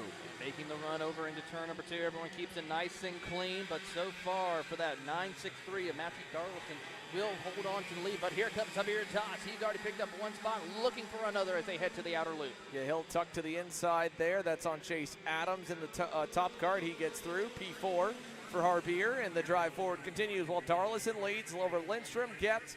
Then there's Harbier Doss. Then 5th, Chase Adams. 6th, Carson Smith as they come onto the front straightaway. Here's the gaps as you can see. Big run. Doss to the inside for 3rd.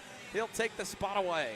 He gets a good spot in there within a lap and a half. He's already up inside the top 3. He's looking for more as he tries to hunt down Cody Lindstrom as they head to the outer loop. Yeah, Cody Lindstrom, fellow Kart Republic, now becomes the next target here. Still early. 5 minutes plus 2 laps to go. Lots of time.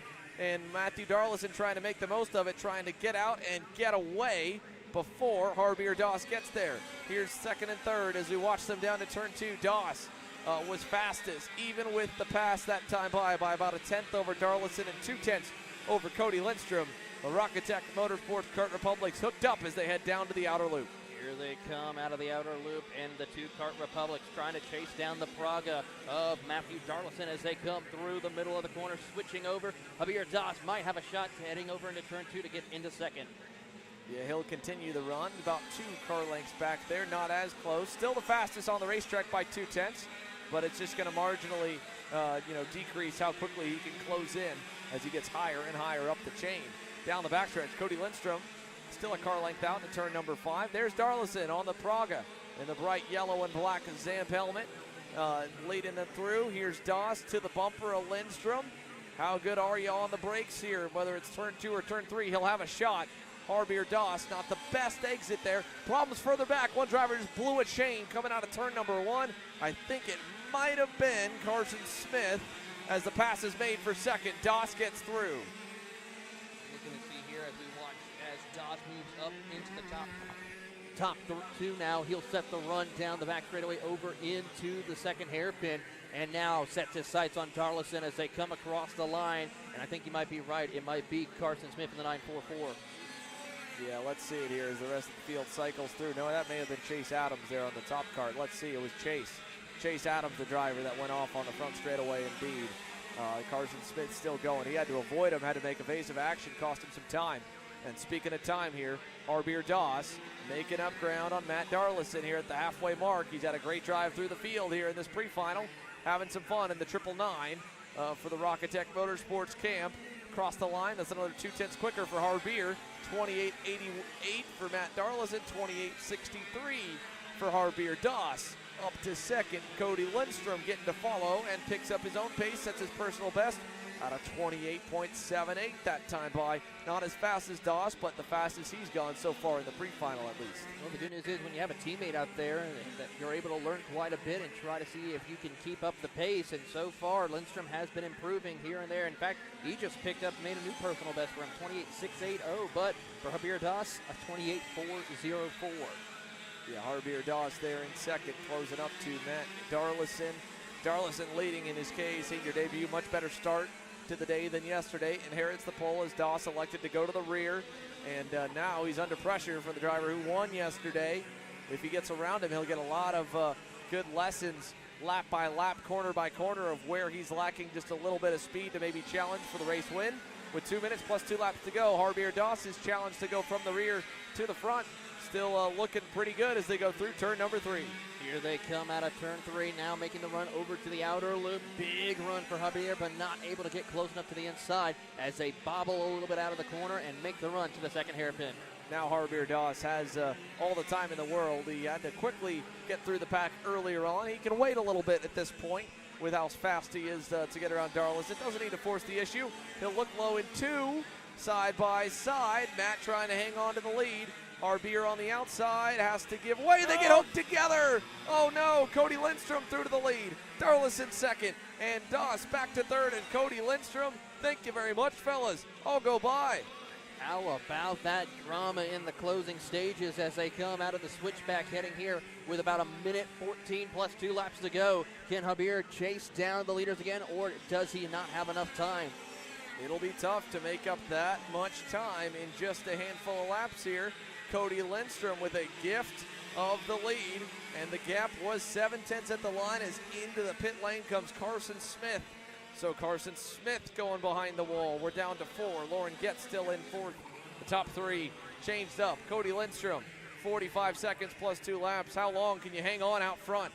28.8 for Lindstrom, a 7 for Darlison, a 4 for Javier Doss. He just turned it into overdrive now to catch back up to the top 2. He certainly has, and he is closing very quickly to the back bumper of Darlison. Let's see if he can try to get around him again without any issues as they head down to the outer loop. So far, not close enough to make the pass. Yeah, it was just an awkward deal. No harm intended by Darlison or Doss. The rear bumper of Darlison getting hooked on the front bumper of Javier Doss. This is now at 3 laps to go. Not a lot of time left. Javier to the bumper. Maybe he'll try the inside into 3 this time. He's close. Not close enough. Maybe something in 5. Darlison all the while still closing up to Cody Lindstrom, but Doss bobbled the exit there out of 3. He's not close enough in the back hairpin. Maybe turn 6 for Javier. No, not close enough here either. He stays behind as they go through 6 and 7. Cody Lindstrom still the leader. Here they come out of the turn number 1 and heading down the back straightaway. They will go. Big run for Javier, but he's not close enough to try anything. He goes to the outside, see if he can find some opening, get a little rubber built up on the track as they come to turn number 3. He's got an opening to the inside, but we see Matthew close the door. Yeah, Matthew Darlison now going to leave the door open in 5. Doss tries the inside again. Darlison tries to hold the outside, but he drops a tire in the grass. And Doss into second. Now, last lap heroics. What do you got left? A car length away. White flag in the air. Javier Doss versus Cody Lindstrom. The pole man elected to go to the rear. Went off in the dirt already once. He's trying to make one last Hail Mary run. Cody Lindstrom's been a little bit slower through turn 3. Big run for Doss down the back straightaway. Lindstrom knows he's there. Doss isn't close enough in 5. Maybe turn 6. Here it comes. Javier Doss to the bumper, looking for the lead. Final couple turns. He slides it through, and Doss completes the last of first run with a pre-final win. Great drive by Javier Doss, and I can only imagine what will happen. Good sportsmanship between the two as they give each other some hand signals. Excited about going 1-2 again here in the pre-finals. Javier Doss, your pre-final winner. That was fun to watch. Thank you, Javier, for going to the rear, and of course, thanks a little bit as well to Matthew Darlison's front bumper or rear bumper and his front bumper for making that one extra exciting, as he really had his work cut out for him and had to go back through the top 3 a couple of times. It wraps up our morning coverage. If you want to watch the main events, they're live beginning at 1:40 or 1:35 p.m. Eastern. To KC Premium members, we'll take our lunch break here in the paddock and come back with one more run to the rotation for the Ohio Sprint Series stop in Thompson, Ohio.